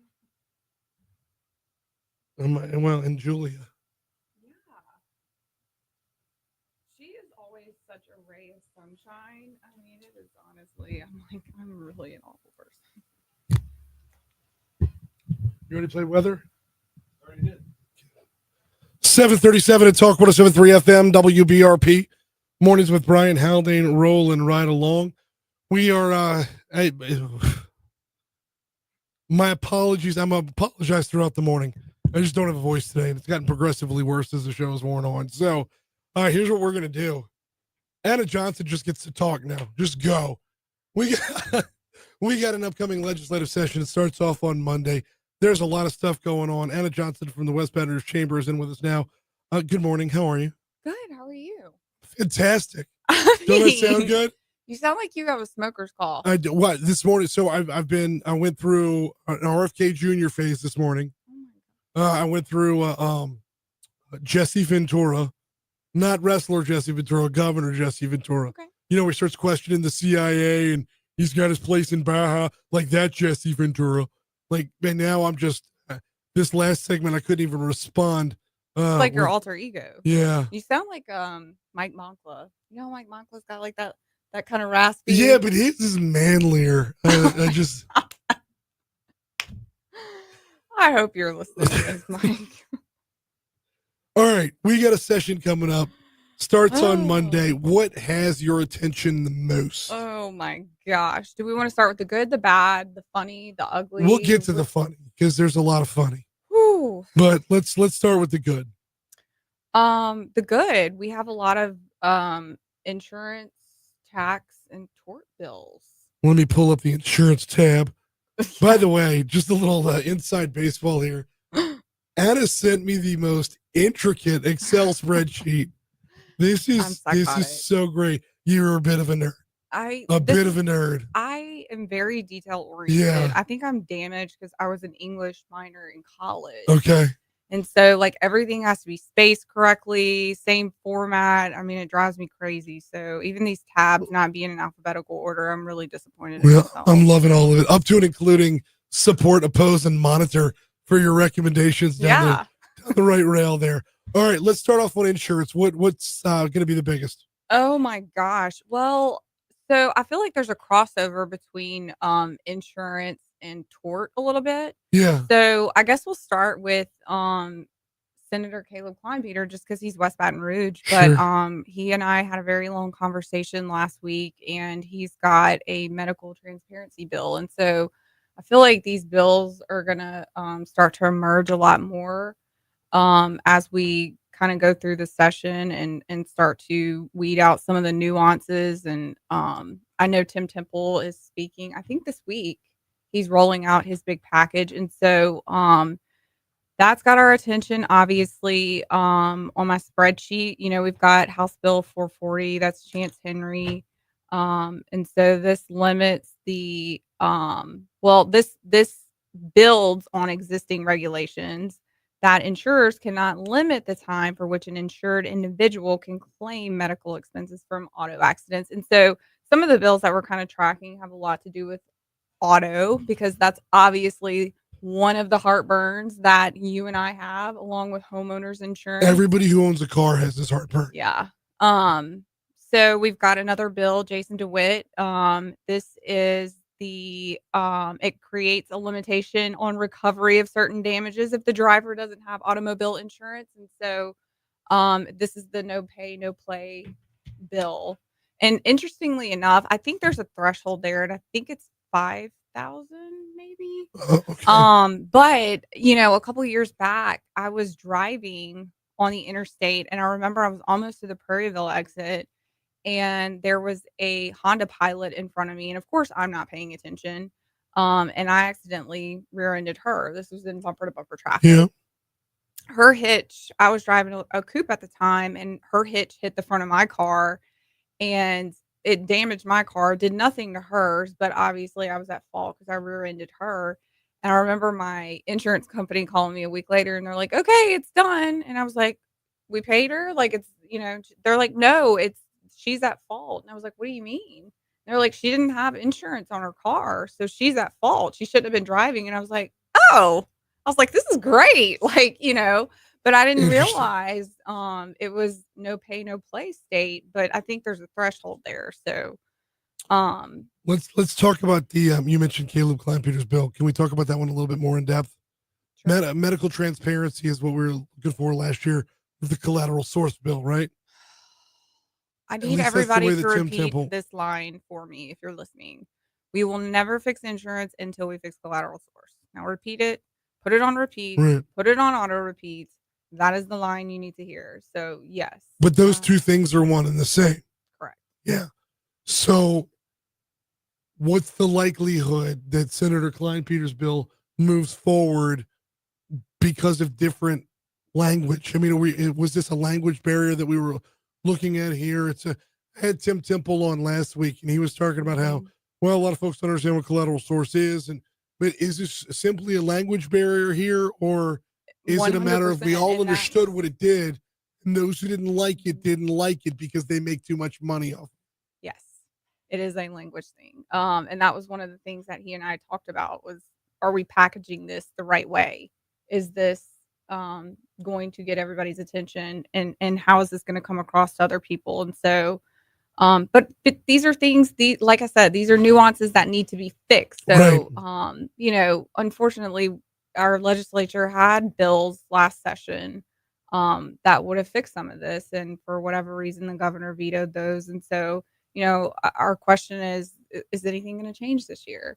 Right. And I think you've got a class of freshman legislators who, after the March 29th election, are kind of going to the governor and saying, okay, well, our constituents are asking questions and we're worried about reelection. I mean, we made promises to make changes for these people, and what are we doing? So I think you're going to see a lot of let's talk about that. How much can be picked up on the income tax front? I know Julie Emerson's going to be an absolute pit bull on this, on the income tax front, and on the paying teachers front, and on every other front that was an Amendment 2 that failed at the polls. Ooh, where to start with that? Look, you're going to see parts of that, and Julie talked about that this week, actually, how they're going to start to pull some of those things out of Amendment 2 and package them in a different way and maybe put them on their own. And I think that was some of the hiccup that you were hearing from people who were saying, look, this is too complicated. It's too complex. You guys are trying to package everything into one basket and put a bow on it and give it to us. And it's just, it didn't pass the sniff test. So, but look, the governor's got his foot on people's necks, and he wants to make change fast, but sometimes that's just not the way to do it. We're talking with Anna Johnson from the West Baton Rouge Chamber about the upcoming legislative session. I don't, did it not pass the sniff test, or are there so many people that make money off of our sorrow and our misery based off of our 50-year-old Constitution that's been amended 1 billion times, that they've figured out the keys to the system? They're making their coin, so they put out disinformation and misinformation before we went to the polls. And yeah, look, I can't stress this enough. Please stop listening to the tinfoil hat people. Like, please reach out to your legislators directly before you make any determination on what a law is, or what these amendments are, or what these bills even mean. But there's two legs to that. And I said this during tax special session. I think they should have taken this roadshow on the road before that session in November. I mean, you definitely want buy-in. Any marketing book you read is going to tell you that. So I think this should have been a campaign before that session. Then I think session would have been a lot better. And then I think there would have been more ease at the polls. So let's talk energy. Let's talk oil and gas, if we could. Danny McCormick's got a bill that and I believe you're in favor of here that would prevent the Commissioner of Conservation from setting saltwater disposal well surface injection pressure limits below 0.5 pounds. Walk me through that bill, what it actually does, what it's about. I will have to do a little bit more research on that, if I'm being honest. Right now, our focus is more the carbon capture than the energy, oil and gas. Not that it's not equally as important, but we've got almost. Let's go down that road. Carbon capture. Your favorite one? What are you looking at? All of them, because there's more negative than there is positive. But you've got I mean, you can. This was my longest tab. I'm sure you kind of tabbed through it a little bit. Oh yeah, no, I went through all of it. I went through every last one of them on the carbon capture because, yesterday's economic development announcement was about clean carbon. Yeah. Hyundai doing it cleaner, right? Everything we've seen on an economic development front, not everything, but a ton of money, a ton of jobs, a ton of product is based off of doing it cleaner, and CSUS comes up somewhere along the way. Yeah. I mean, look, if we're going to compete internationally, especially people that buy our products internationally, they're demanding that these products be carbon neutral. Right. So if we want to stay competitive and if we want our state to continue to thrive off the backs of industry, then we've got to figure out a way to adapt. And so I keep saying this, and when you talk to legislators, they kind of understand this song and dance, but they have to deal with their constituents. So I understand that leg of it too. However, I do think there is an education component missing. And I think that it would serve everyone to have an economic development 101 so that we could educate our legislators, not only our legislators, but the public on what this means for our state, especially considering, and I say this all the time, we are geologically blessed. There's a reason why these projects are coming here. And if Louisiana can finally be first in something and bring jobs and bring revenue here, I don't understand what the pushback is. So the pushback comes from, like you said, the people I understand what the pushback is, but the bills that I'm seeing are coming from legislators whose districts have projects that are in the works, and it looks like they've heard from constituents. I don't know if it's a majority of constituents, but it's where it's hitting home. It's hitting home, and I don't know if it's a matter of are they not listening to everybody? Well, it's easier to believe the bad stuff in any realm. It's easier to believe the bad stuff, and the loudest voice usually wins, right? But unfortunately, some of these people don't fight facts with facts, and so that's where you have groups like Industry Makes that come in and explain and educate and help people understand. They were in the building the other day. I was chatting with one of them. Fantastic work they're doing. Big fan. Huge. Yeah, they are doing the Lord's work. Absolutely. Can you stick around for one more segment? Absolutely. Okay. We got to take a quick break. Got to remind you about the folks at the Baton Rouge Metro Airport. FlyBTR.com is the website. FlyBTR.com. Direct daily flight to Washington, D.C. It goes into Reagan National every morning, comes back home to Baton Rouge, so you can sleep in your own bed at night. You got business to tend to in D.C., or just want to, go up there and yell at our delegation. You can get it done same day. FlyBTR.com. We're at 7:50. Quick break for your money now. We'll come back. We'll talk more with Anna Johnson next. I just got a text from gonna be a little Wilder. He said dishonesty is what the problem is. We are letting personal injury lawyers be dishonest about injuries and the cost of medicine just so they can make more money, and that's why our insurance rates are so high. You pay for dishonesty. Yes. We know. Yeah, we've got a lot that we're tracking. I am really disappointed I did not put these in alphabetical order.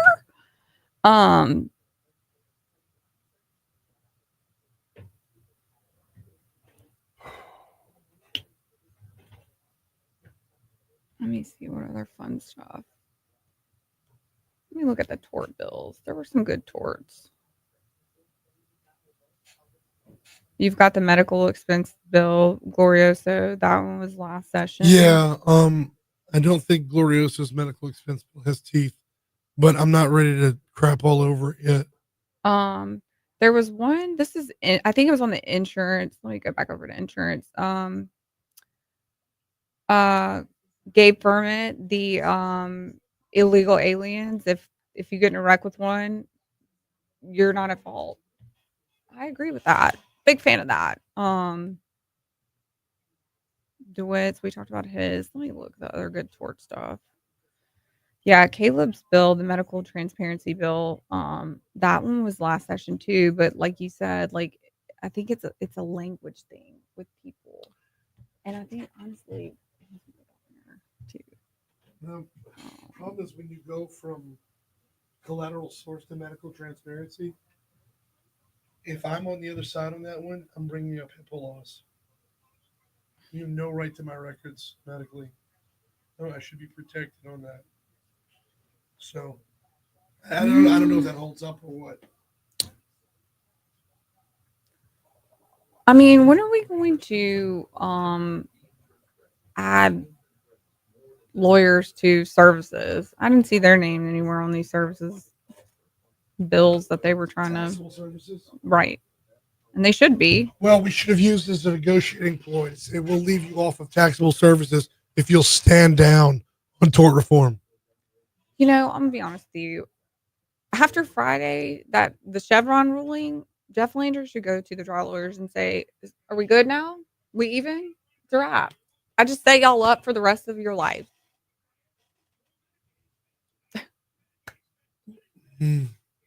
Are we even now? Like, you know? Then all the trial lawyers go, "No, you set up John Carmouche for the rest of his life." No, because now all of these lawyers know, hey, I can sue these oil and gas companies and win. That's true. And use That's Chevron as their the statute. So you see, like, this is where I feel like anger is misguided in the state. It's not industry that's rooted in the state, it's the trial lawyers. But we should have a swear jar via the legislature for lawyers. We could fund the teacher pay raise off of it. And every time that they on the way back lose in. a frivolous lawsuit, they have to donate a percentage to the swear jar that goes straight to the legislature, and then that gets doled out to teacher pay raises. Boom. Or fixing roads. We're tired of y'all's billboards.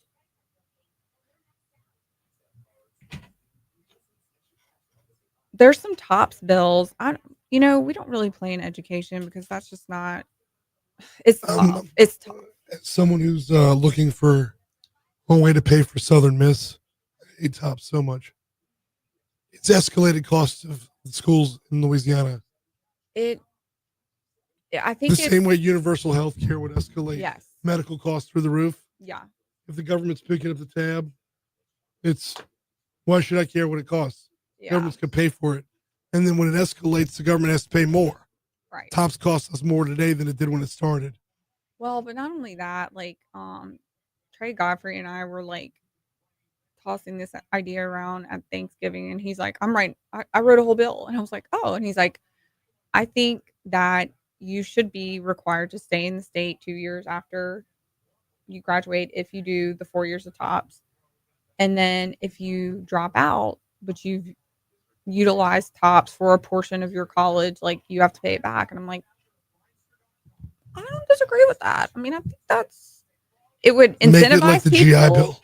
It would incentivize people to finish college and get a degree and stay in the state for 2 years Stay in the after. state. That's the important part. Stay in the state is the important part. Yeah.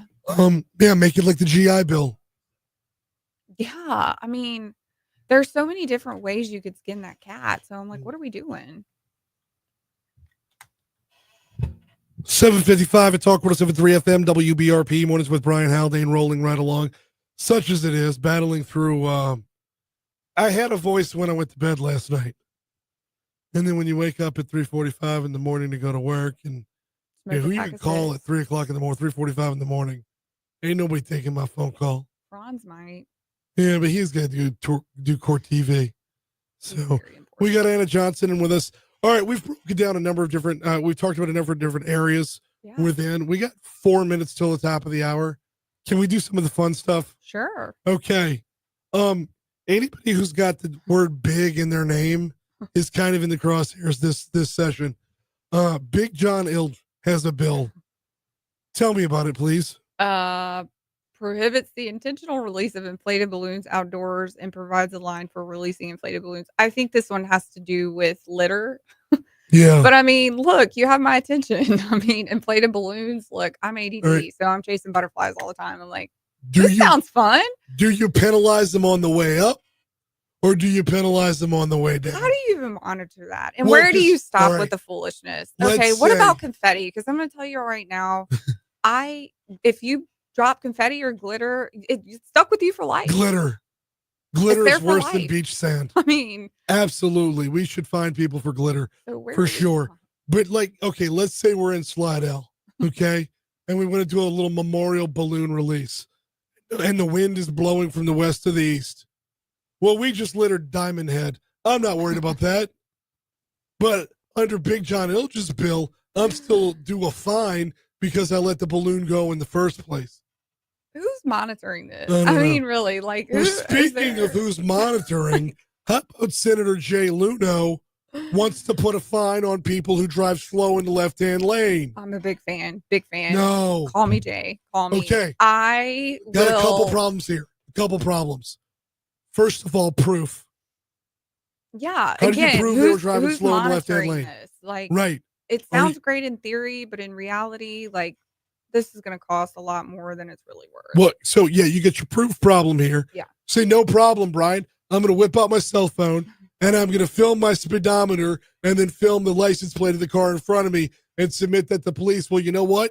Using your handheld on the interstate is probably a worse idea than going 65 in a 70. All right. I understand it grinds Jay Luno's gears. Well, there Second is a problem. bill to lower insurance rates if you have a dashboard cam, though. So look, Okay. another way to snitch. See how you can build off these. All right, bills? now I that- don't even know. Now you got to find out who's going to get the contract to have government paid dashboard cams. Like, I'm a big fan as a speed driver and a woman driver, and I fit all of the criteria of a woman driver. So, look, I'm a speed demon, but nothing aggravates me more than when you're on the interstate and you're stuck behind two 18-wheelers who just want to drive side by side, holding hands, and nobody can pass. And it is really I understand, but like I understand it's frustrating, but a law, like okay, But then, if we're gonna walk down this path, causes more Anna, wrecks because as soon as one of those 18-wheelers even inches up a little bit, you're gonna road rage and floor it. I am Understood. freaking Richard Petty, and I am doing Understood. a slingshot move, which is probably going to increase the chances that I'm going to get into a wreck Right. and my car insurance is going to go up. Okay, but like, can we take this out of the car and move it to everything that just grinds someone's gears? Because I would like there to be a fine for people who talk on speakerphone in the store. Can I'm we do a fan of that? too. Can we Yes. call that noise pollution? Yes. I don't need to know whose sister has chlamydia. That's not my business. And yet there I am in the Walmart marketplace, and they got the phone like tucked under their shoulder strap for all the world to hear. Why are we like this? I don't know. We didn't even get to. We didn't even- fancy. I know. I mean, Right. that was really or Dixon's bills. I have a whole tab for Dixon. Yeah. Love you, Dixon. All right, we gotta get out of here. You gotta get out of here. She is Anna Johnson, West Baton Rouge Chamber. I always appreciate the time. We'll be talking frequently throughout the session. Yes. Thank you. Absolutely. It's 8:00. Here comes news. Oh man.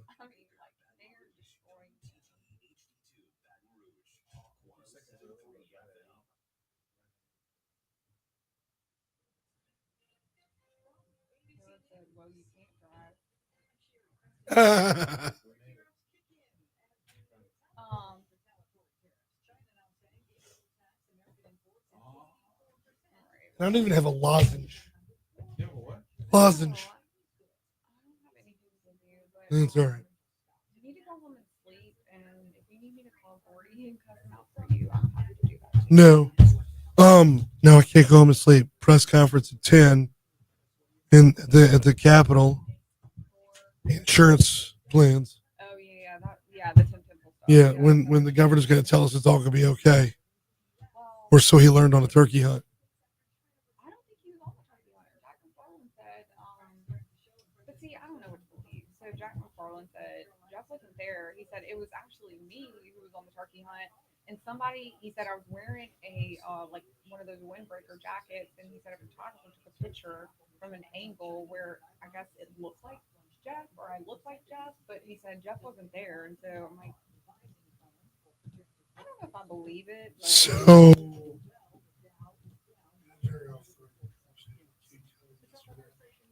She didn't deny it being there. She never cut me off and said maybe he went separately.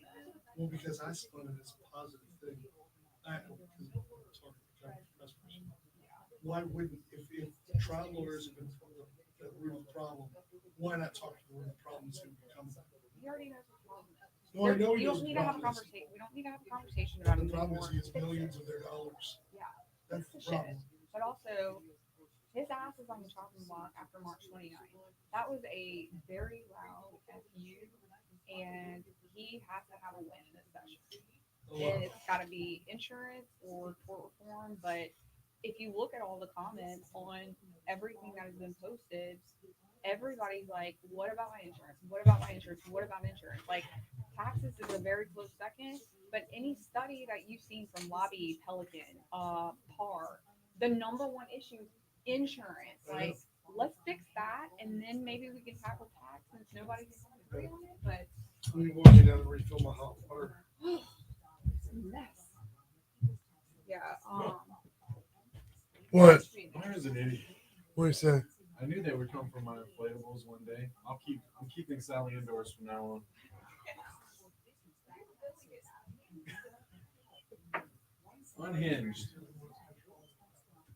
Unhinged, all of you on Facebook. Looking at you, Byron. You and Sally.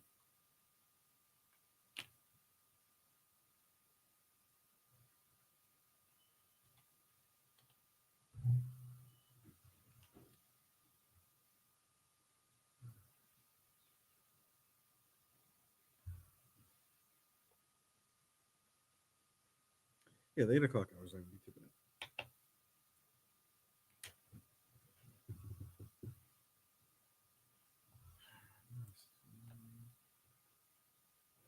You have all these tabs open, but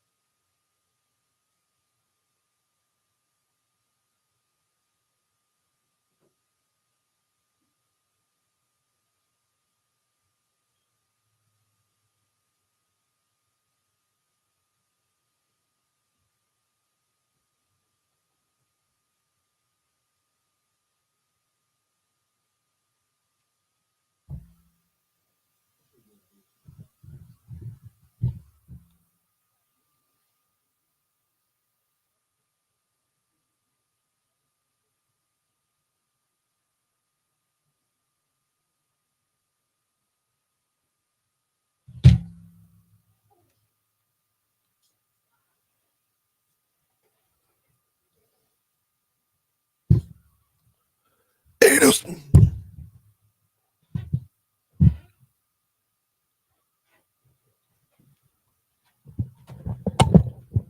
All right. Well, Brian takes a break for just a second. It's 8:06 here. Thank you. On the Brian Haldane mornings with Brian Haldane, rolling right along. How's that? Not bad at all. I'm mornings with Brian Haldane, rolling right along. Take it, John. It's 8:06 right now. Yes. We are going to get into this day in history in just a second. Just welcome to the third hour of the show. We got State Senator Franklin Foyle coming up at 8:15. We got Congresswoman Julia Letlow at 8:35. A little DC Current presented by LABI, the Louisiana Association of Business and Industry. We are starting off your third hour. We're still in the 40s this morning. We've ticked up to 53 degrees in downtown Baton Rouge. Before we get you to this day in history, I got to remind you, if your home or your business looks as awful as I sound, you need Cajun Soft Wash. CajunSoftWash.com. It's a 100% safe and effective chemical mix that they use to soft wash the side of your building, to soft wash your roof, which it can actually prolong the lifespan of your roof. They'll knock out your sidewalks as well. Whether you're talking about a little spring cleaning around your home or putting your best foot forward by making your business look, the building that your business is in, look its absolute best. Hit them up at CajunSoftWash.com. All right, John. This day in history. Let's go.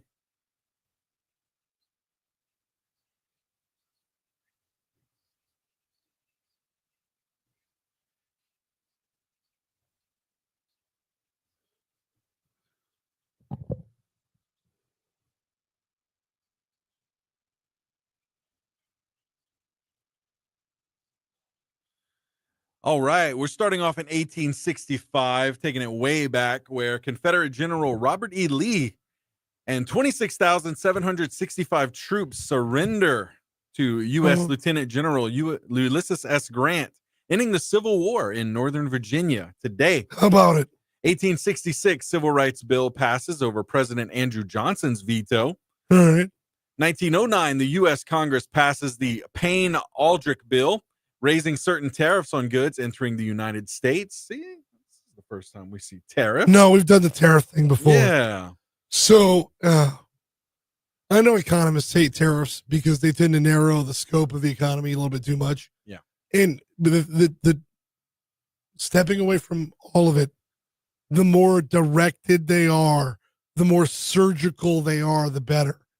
Yes, Donald indeed. Trump doesn't do surgical, but that's like Right. I think it would be different if on the back end of this, after you see different countries come to the negotiating table, if we see something on the other end that's a lot more like precise, we're going to tariff these people for this amount because we do this as well. Right. And not just, you tariff me, I'll tariff you right back. That's it. I will tariff you like a son of a gun. Hey, 1962, U.S. President John F. Kennedy throws out the first ball at Washington's new D.C. Stadium. 1963, that following year, Winston Churchill becomes the first honorary U.S. citizen. This day, also 1968, Martin Luther King Jr. is buried in Atlanta today. Oh, wow. In 2003, Baghdad falls to U.S. forces, ending the invasion of Iraq, resulting in widespread looting. Of course it does. Because, Yeah. Let's see. 2009 mockumentary Parks and Recreation debuts on NBC. No way. Yeah, good stuff. Good Underrated stuff. show. Yeah, so good.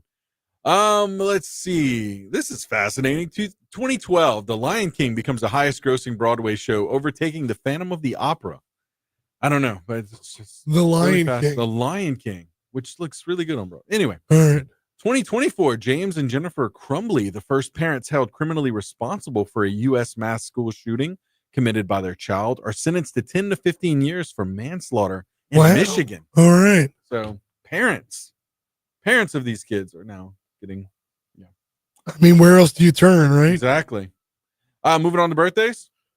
Or do you have anything? Dude, I've got less than nothing today. Okay. Not a problem. I mean, even if I did, I wouldn't. Right. Well, I didn't want to overstep, Moving on to birthdays here. Dennis Quaid today. All right. Let's see who else we got. There's a few. Hugh Hefner. What the heck? Let's see. What do you mean? What the heck? He had to be born, right? So what the heck? Like Hugh Hefner doesn't have a birthday. I know. Yes, the man's got a birthday. Does he wasn't hatched? Does Kristen Stewart? By the way, did you have on this day in 2003 was the fall of Baghdad? Yeah. All right. Yeah, I thought so. Yep. It's one of the features. You said Kristen Stewart was in there? Do we want to mention Lil Nas X? Well, I just did. But I don't know why not. You might as well. Just throw everybody in there. Yeah. Let's see. Anybody else on your end? No. I mean, just on my sports list, it's really obscure. So yeah. Moving on. All right, moving on to deaths here. Dietrich Bonhoeffer today. Let's see. As far as notable deaths, that's pretty much all I got. Really? All the rest are pretty obscure. You have anything? Yeah. Prince Philip, Duke of Edinburgh, died on this day in 2021. Frank Lloyd Wright died on this day in 1959. And those were the two that I had. All right. Moving on to national days here. National Former Prisoner of War Recognition Day. I didn't know that was a thing. It is a thing. You know what else is a thing today, Brian? What? National Unicorn Day. Is it? It's today. Okay. Definitely. Why do unicorns get a day? I mean, why not? Everything else gets a day, right? Well, yeah, but I mean, you would think like I want to hear from a unicorn. If you're a unicorn, call in and tell me why you have a day today. Hey, as far as national days are concerned, you said it's National Prisoners of War. Say that one again. Yeah, Former Prisoner of War Recognition Day. Okay, way more important than unicorns. I love it. Way more. We'll stick with that one. It's 8:13 to Talk 107.3 FM WBRP. Quick break. State Senator Franklin Foyle's up next. Come on in, sir. Oh, my ear. Please. Yes. No, I feel fine. I felt awful over the weekend, and I don't know what it is about being on the back end of it.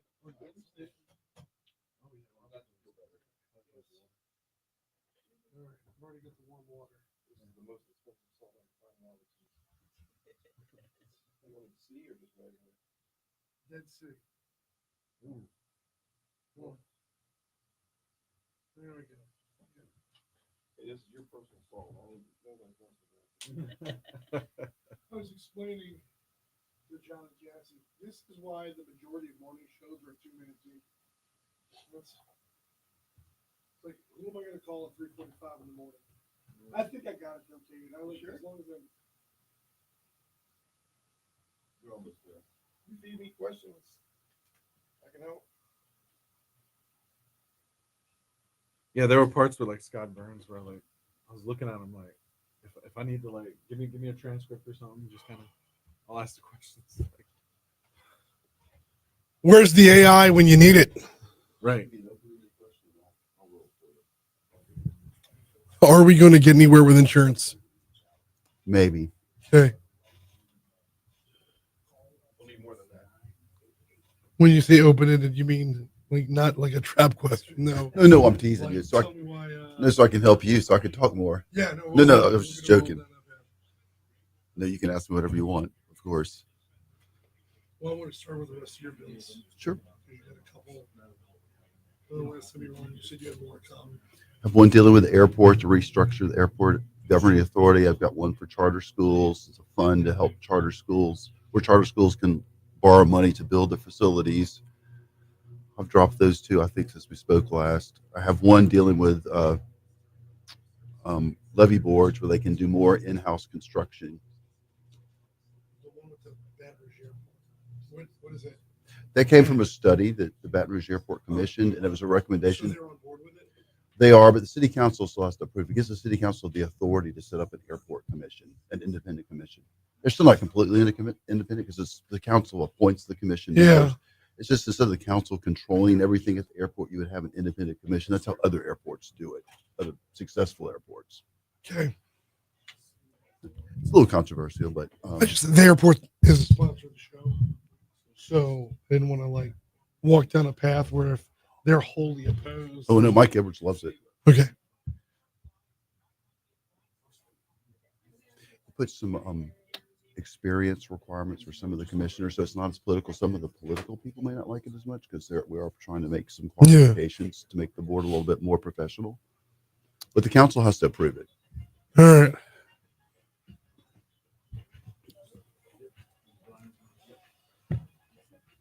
Eight 816 Talk 107.3 FM WBRP mornings with Brian Haldane, rolling right along. Never before in my life have I counted down to 9 o'clock so diligently. We got a little while to go here. To talk about the upcoming legislative session and hopefully the filibuster. We have State Senator Franklin Foyle. How are you, sir? I'm doing great, Brian. I'm here to help, and I know your voice sounds rough, but you look good. So, thank you. So yeah, it sounds so much worse. Like if you'd asked me on Sunday, I would have been like, "No, I'm down for the count." But today, I don't know why I'm on the mend, but the voice decided, and I had a voice when I went to bed last night. I woke up this morning and it was worse than it is right now. You look good. Happy to be here with you this morning. Glad to have you on with me. All right, let's. Before we get to the overall gist of the session, I want to dive into a couple more of your bills. Sure. Because last time you were on a couple weeks ago, you had filed a couple that really piqued my interest, and you're like, "You want to hang back because I got more to come?" I'm like, "No, what you've got out there now is awesome. Let's talk about that. We'll have you back." So now that we've got you back, what's the latest that you're championing this session? Well, I have several that I've filed recently. One was brought to me by the airport director and their leadership team. They had a study done, commissioned by an outside consulting group on how they could make the airport better. And I love flying out of the Baton Rouge airport because it's very convenient. It's a great facility, but they found in going through the study that they would be better off if they had an independent commission to govern the airport. Right now it's run by the city council. Mm-hmm. But if you look at other successful airports around the country, they have an authority of appointed members who make the decisions for the airport. And this bill puts in some minimum requirements for the board members as far as experience, education, and so forth. And it would be created by the council. So the council would still appoint the members to the board, but instead of the council making all of the decisions on the day-to-day operations of the airport, you would have this commission to govern it. State Senator Franklin Foyle is our guest. So we're starting off one that hits in our own backyard with BTR, the Baton Rouge Metro Airport. Okay, I want to ask you a similar question in this regard, because you're not the only one who has bills that deal with things locally. Why do we need the state's permission? Why do things have to go through the state legislature if we want to change things at the airport? If Dixon McMakin wants to change things at Katz or at Breck, like, doesn't Baton Rouge run Baton Rouge? No, you have an excellent point. We have way too much stuff in that the state governs, and that's how we have been for years. And so the more we can push it back to the locals, the better. And really what this airport legislation does is simply that. It says, Metro Council, if you want to create this authority, you now have the ability to do that. But unfortunately, you have to go to the state to get it done. But that's what I plan to get done this session.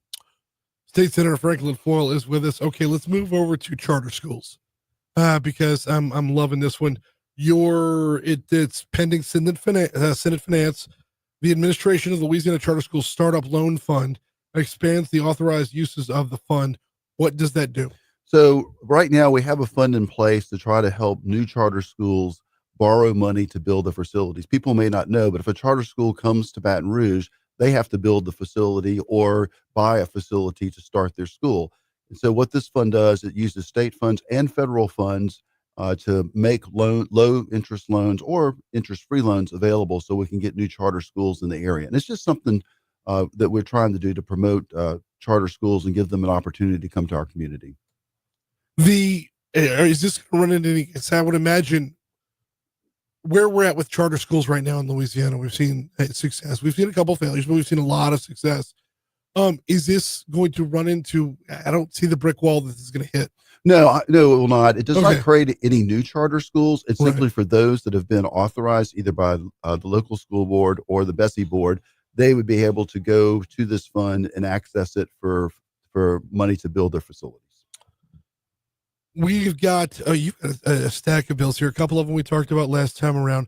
Before we move on to the overall gist of the session, what else are you working on personally that you want to make sure we're talking about? Well, I talked about this a little bit last time, but I have two 529 savings account plans that I just want to highlight again. One is ABLE accounts. It's an acronym, and it's for people who have a child with disabilities. You may not be able to send that child to college, but it's a similar type of savings plan, which allows you to put the money away for that child. When they become an adult, they can get job training and educational needs. You get a state tax break with my bill if it passes. There's already a federal tax break in place, and those funds are shielded from being counted against that child to get government resources. There's also another 529 savings account plan, and 529 is the part of the tax code that these plans come under, called Start K through 12. Right. We already had a college savings account, which is called the START plan.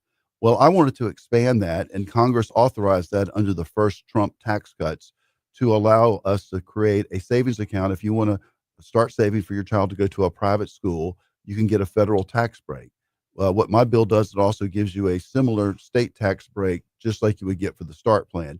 And let's say you start saving for your child when they're born, and then it turns out that you're not going to send them to a private school, but to a public school. You can then roll that money into the college savings account. So this is just simply a mechanism in place to encourage people to start saving, give them somewhat of a tax break, and it allows them to plan for the future. Where were you 12 years ago? Oh my goodness gracious. I'm scraping money at every turn. No, I did the same thing, and I get it. And I used the START plan for my kids when they went to college, but I sent my kids to private school, and it's just a great tool out there. And grandparents can start it as well. It's not just the parents. Anyone who wants to save money for these kids and get a little bit of a tax break, it's an incentive there. Well, but it's like, okay, yeah, my kids go to private school for sure, but every year we're able to make that payment. It wouldn't affect the college save. Like eventually it just keeps rolling and rolling and rolling. If one day we need it, we can tap into it. If not, it's there for college. That's exactly right. And what it does is it encourages you, instead of waiting till your child is about to enter first grade and you're all of a sudden get the big tuition bill, you can start saving when right after your child is born, and you have a little bit of a nest egg there put away to help you pay for the tuition if you use it. And once again, if your child decides to go to a public school, you can just roll that into the college fund. Beautiful. Absolutely beautiful. State Senator Franklin Foyle is our guest from right here in Baton Rouge. All right. Moving on to the session as a whole. I'm going to start at the top of the page. Are we going to see any significant movement on insurance this year, specifically car insurance? I hope so, but I'm cautiously optimistic because, as you've read a lot about it, there's been a lot out there. It's a very tough issue to address. We did a good job, I believe, last year addressing property insurance. We didn't really do much with auto insurance, but I know all of the parties are coming together. One of the biggest things you hear a lot about is the collateral source issue, and what that is. It sounds like a foreign term, but what it means is, if you are injured in a car wreck, you go to a hospital, and the hospital normally would charge you $5,000 for your services, but because you have health insurance, you only pay $3,000. Right. If you go to trial, or the insurance company, they get a bill for $5,000. You don't have to tell the court or the jury that you paid less, and so that's the collateral source rule. And the thought is, well, should the insurance company get the benefit of that, or the other argument is, should a person who's not paying those kind of bills get extra money just because they were injured?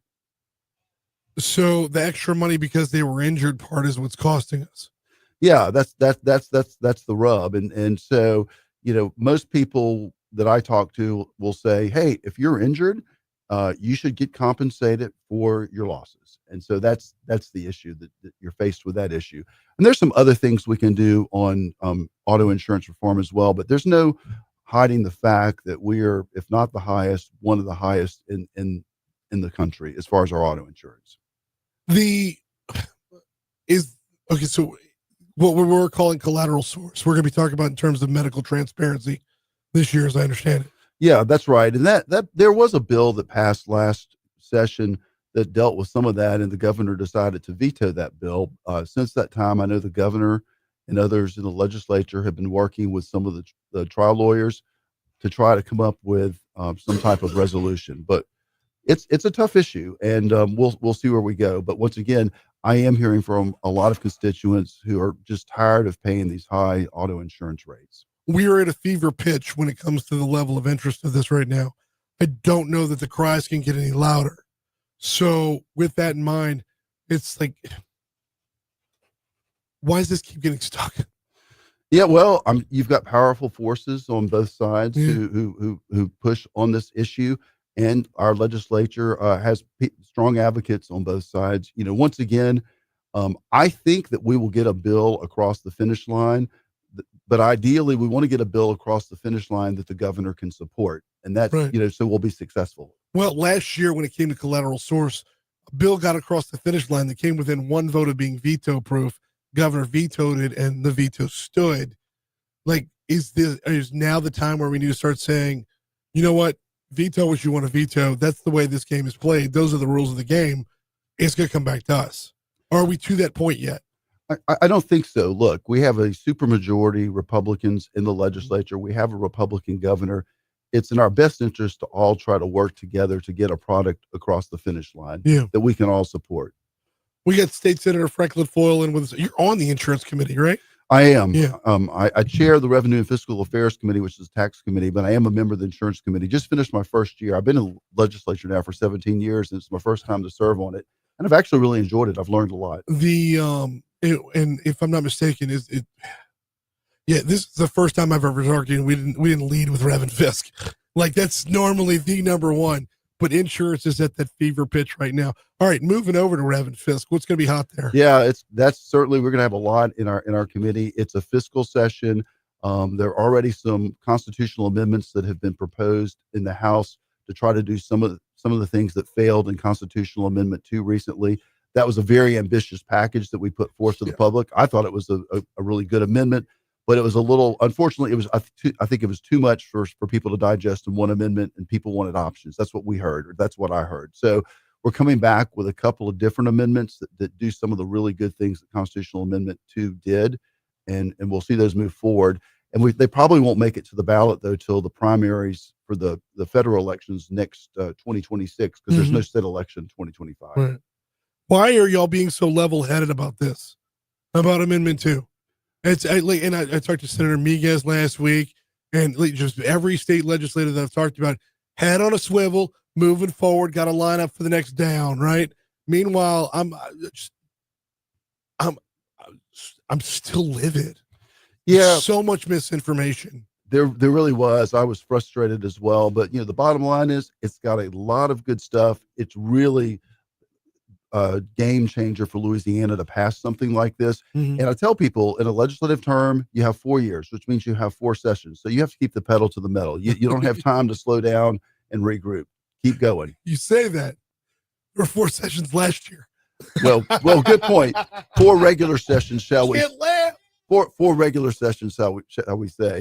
But last year I felt like I was a full-time legislator with the 3 extra special sessions, plus the organizational session and the regular session. He is State Senator Franklin Foyle. Last closing thoughts before we get you out of here. Talk about those 4 sessions last year. There was a lot of fatigue. How recharged are the batteries for everybody you've talked to? I think people are doing very well and ready to get back at it. There was a lot of fatigue. There was some resistance to go into that November special session on tax reform. But despite the setback with the constitutional amendment, we did some really good things, lowering income taxes, getting rid of some bad business taxes. So I'm very positive. He is State Senator Franklin Foyle. I appreciate you so much this morning. Thanks, Brian. Get well, man. I appreciate it. Thank you so much. Talk 107.3 welcomes comedian Rob Schneider to the Raising Cane's River Center Friday, May 6th. John, come get a microphone. Thank you, Franklin. I can't, and I don't have the voice for it. You ready? Here we go. This is the moment. Talk 107.3 welcomes comedian Rob Schneider to the Raising Cane's River Center Friday, May 16th for his You Can Do It tour. Register at talk1073.com and listen to this show for your chance to win tickets to the show. Plus, when you sign up to win online, make sure you subscribe to our Talk 107.3 Baton Rouge YouTube channel for an extra entry. Here's news.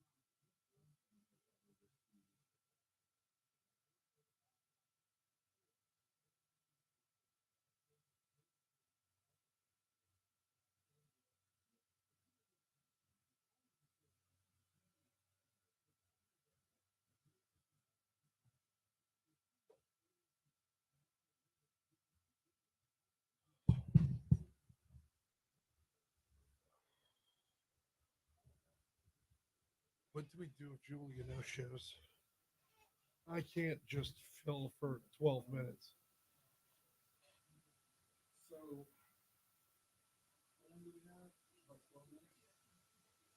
what was the interview we aired Monday at 6:35? The AI, state legislatures and AI. Jeff Bradley.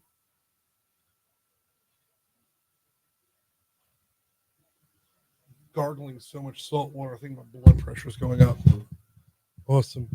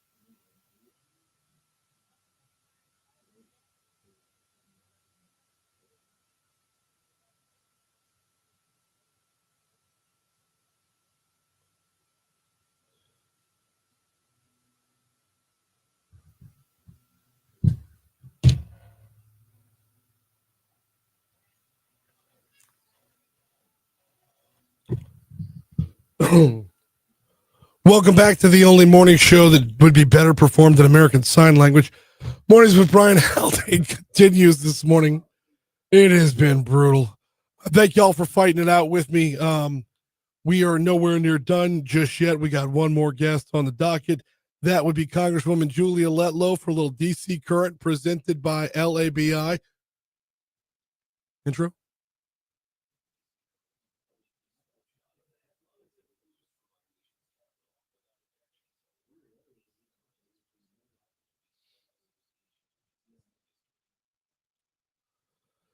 Time to welcome in Congresswoman Julia Letlow. And with Hey, Brian, how are you? doing well. I feel great. I sound terrible. Went to bed last night with a voice, woke up this morning without one. It has been a battle all morning long of gargling salt water. It's just so I look. Hey, I feel you. I was right there with you at Washington Mardi Gras. Yes. Oh yeah, I forgot about that.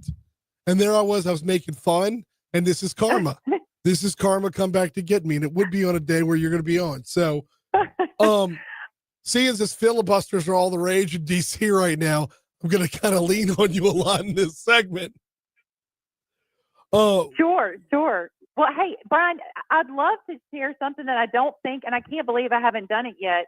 But we have an office open in Baton Rouge, and I don't think I've ever told you about it. So, would love to tell your listeners that we are open for business. If they have any issues with a federal agency, or if a veteran needs help with his health care benefits, or say you forgot to renew your passport, come by and see us. And we are off of Jefferson Highway. And I can send you all this information with the address and phone number, but would love to encourage people to stop by, come see us. We are here to serve. That's awesome. And it's off of Jefferson Highway. We'll put the address when we post this segment online afterwards. We'll put the exact address in there. Staffed regularly, whether you're in town or not. Absolutely. They will be there during business hours, but we just encourage people to come see us. That is my number one concern and issue. I want to make sure that we're there for constituent services and opening those cases and continuing to work hard for the people we represent. So thanks for letting me share that. Of course. We got Congresswoman Julia Letlow with us, a little DC Current presented by the Louisiana Association of Business and Industry. You can learn more about your state's Chamber of Commerce at labi.org. All right. where are we at with the latest on the budget? Where are we at with, Sure. So this week, the House is voting to move forward with the president's one big, beautiful bill. You probably heard him say that. But this just begins the process, Brian, where we're extending the Trump tax cuts. That's super important. We have to have those go through, or else everyone will have a huge tax increase. And we're also implementing more of the president's plan for energy and border control. So the House has already adopted a budget resolution. I know we've talked about that. That allows us to move forward. And this week, we are voting on the Senate's version that they're sending over. And passing that version is essential to moving into the next stage of the process so we can iron out a compromise. So passing a budget resolution is not the law itself. I think that's important, but it kicks off the process of providing that tax relief for the American people. So I understand that this is a long and complicated process. Believe you me, it's hard to explain to everyone. I wish it was easier, but really just, I don't want people to miss this. If the Trump tax cuts expire, it will be the largest tax increase in American history.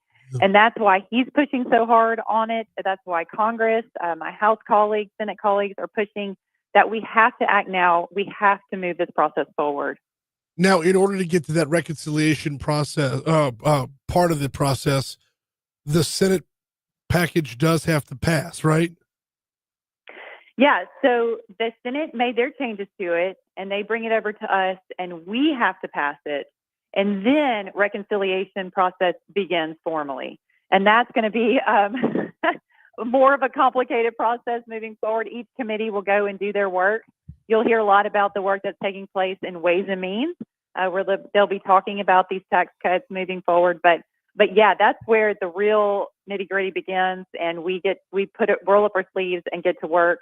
And then we'll pass that, and that will be a whole other process as well. But this is really just the starting line that will move the ball forward so we can continue to do the work and create that one big, beautiful bill that the president keeps talking about. Was reading last night that there's a lot of objection to the Senate bill in the House, specifically coming from the Freedom Caucus.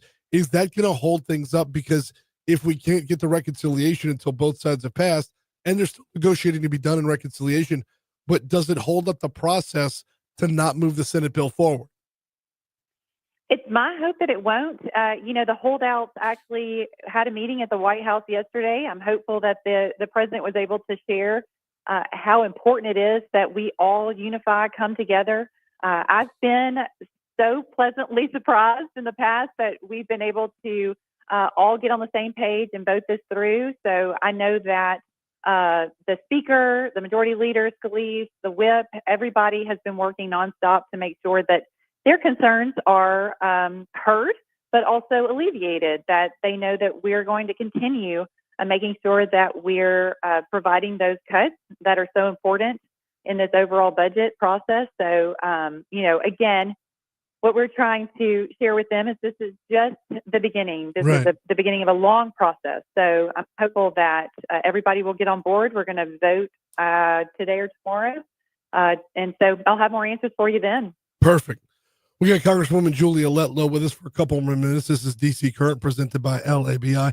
Let's talk about a little bit of what you're working on as well. Congresswoman, I've always in the past turned to Senator Cassidy for the best acronyms. I think you're about to give him a run for his money with the Greater Act. What is the Greater Act?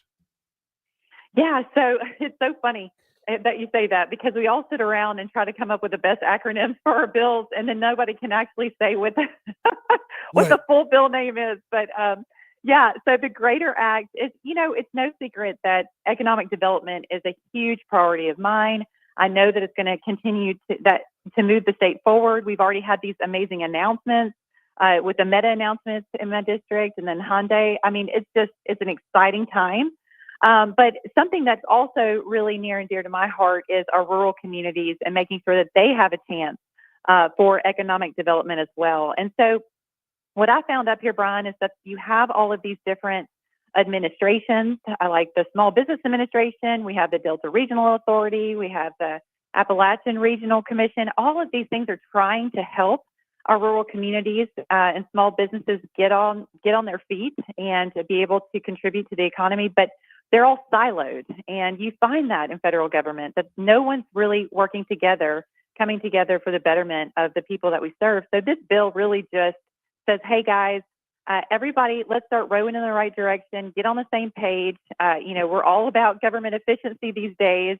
Let's make sure that these programs are really set up to help our rural communities in the best possible way, cut that bureaucratic red tape. But an example that we can all get behind is a lot of these constituents will go to apply for a small business loan. And that can be such a convoluted, complicated process. So this would really just say, hey, everybody, let's work together. Let's make this as easy as possible for our rural communities to be able to even just, let's say, apply for a small business loan. So really, it's just a memorandum of understanding of, hey, guys, we're watching you. Let's all work together for the betterment of the people that we serve. So I'm excited to work with my colleague on the other side of the aisle, Congressman Chris Deluzio, to put this forward. But it's really just a common sense bill, and one that is going to help us be more efficient and do a better job in government. What defines rural in this bill? Like, how rural does rural have to be? Yeah, well, it depends on the population Right. that we're looking at. I think the number, I can get back to you with the number, but yeah, Delta Regional Authority. So Delta Regional really applies to anybody that is a certain number of miles from the Mississippi River on both sides, and the same for the Appalachian. But I can get you the specific number for who would qualify as far as population count goes. Well, I asked because like the Meta Data Center is going to spur a lot of smaller business entrepreneurial growth around it. So Monroe would not count as rural, but where Meta's actually going would. Like, you see where I'm going with that? Yep. So this bill would help everyone looking to launch in that regard. Absolutely. That's a perfect example. Thank you, Brian. Yes. So Richland Parish, Rayville definitely counts as one of our rural communities and would be there to help these small businesses get off the ground. So that's a beautiful example. Thanks for setting it up for me. Glad to. One more before we get chatted. We got 2 minutes left with Congresswoman Julia Letlow, and that is the trend towards rural. What we've been seeing, especially since COVID, is that you don't have to be in a big city to make it in today's business world. In fact, there's a lot of downsides to being in a larger metropolitan area because of just cost of living is up. How does this take into account that trend? I mean, is this going to grow too big? No, I think that you're exactly right. It's an exciting time for our rural communities, and I want them to know their value and worth. And I mean, I come from a rural community. There's so much opportunity right now, and and great if it grows big. That's exactly what these people are telling me that they desperately want. And so I'm just so excited to help in any way possible to spur economic growth in our rural communities. But I think you're absolutely right. For far too long, they've been discounted as not being a viable option. But hey, look out! The sky's the limit. We know our worth now, and just trying to capitalize on it. So I'm incredibly excited about what the future holds for our rural communities. She is Congresswoman Julia Letlow. We always appreciate the time. We will talk to you next week. Thanks, Brian. Feel better. Will do. Absolutely. And yeah, I completely forgot about that. During Washington Mardi Gras, the Congresswoman had the kind of schedule that like nobody wants because it was completely around the clock. And when she sat down with me for our segment, she was sounding a lot like I'm sounding. She was better than this. This is definitely worse. But nonetheless, turnabout's fair play. If I'm going to make fun of somebody losing their voice, then of course karma's going to come back and get me. All right, we got to check your money now. We'll check traffic. We'll come back. We'll close it out next on Talk 107.3.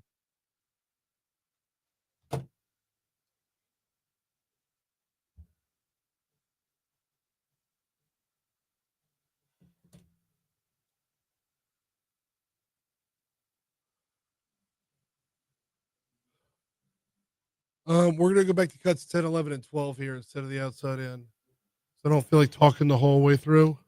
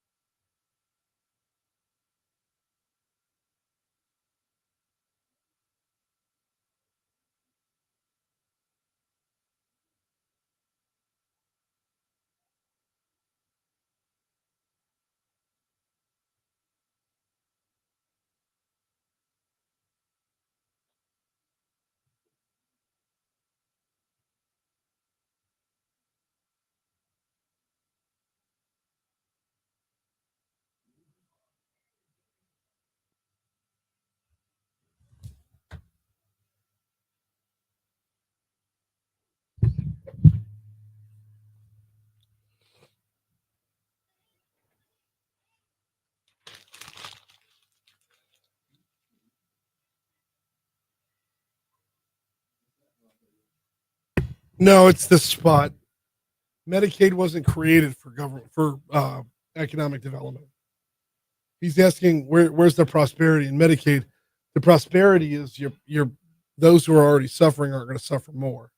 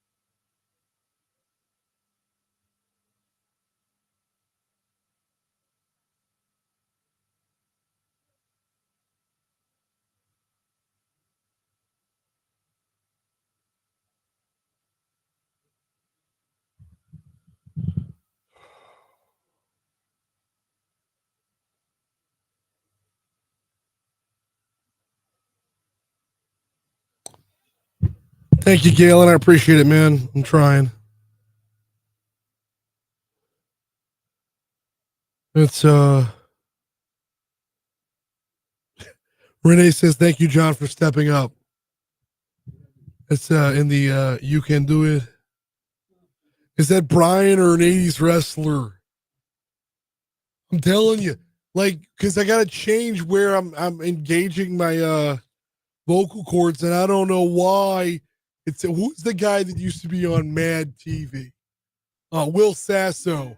When Will Sasso does his Jesse Ventura impression, I'm really close to that right now without trying. So when my voice comes back, I've got to remember how to do this.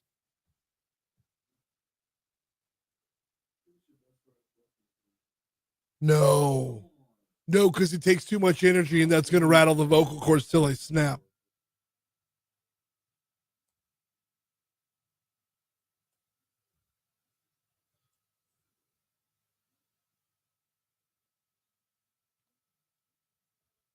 Here, look, let me pull this up.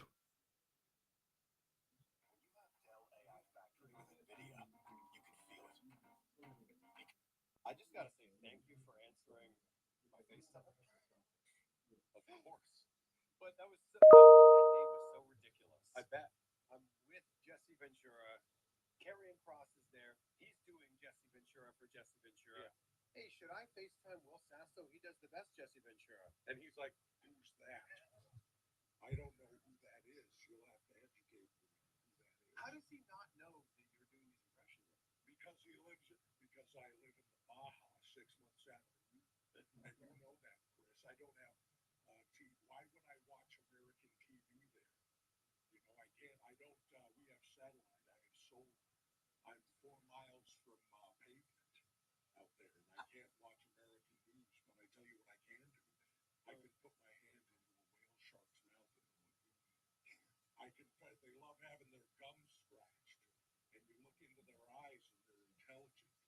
That's why I don't know who will say so.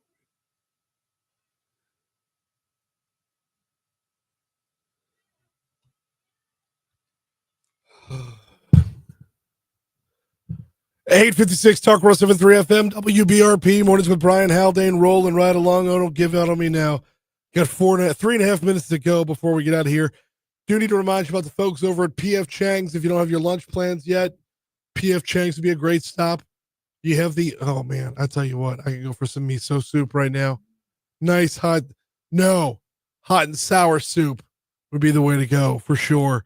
Nothing you're going to find on their menu that you don't absolutely love. Well, nothing I've ever found that I haven't absolutely loved. Hopefully your experience is the same.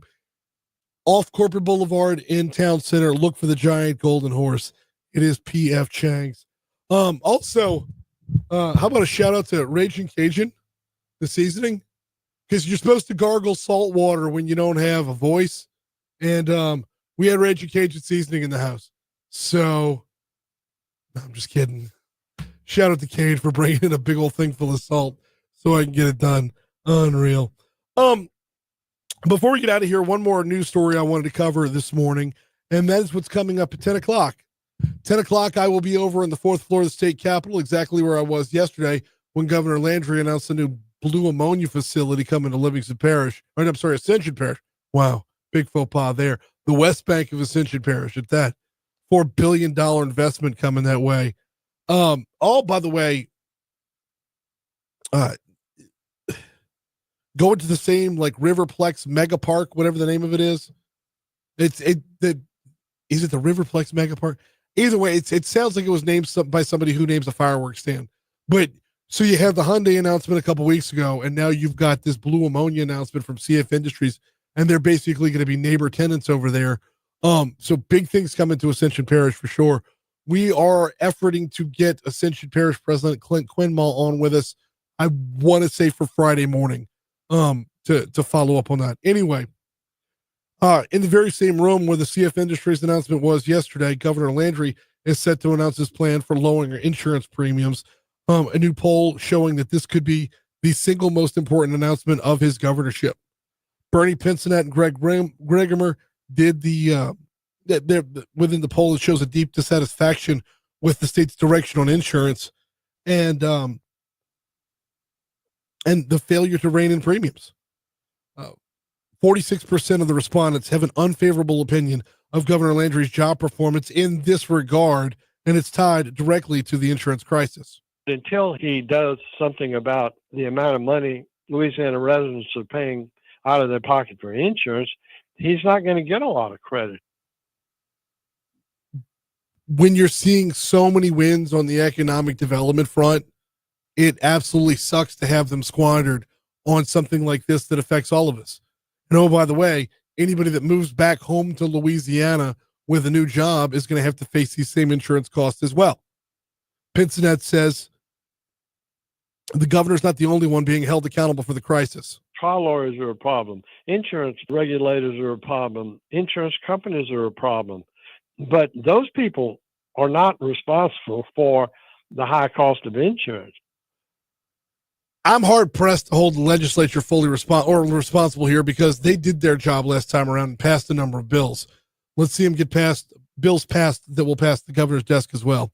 We got to go. Moon's next.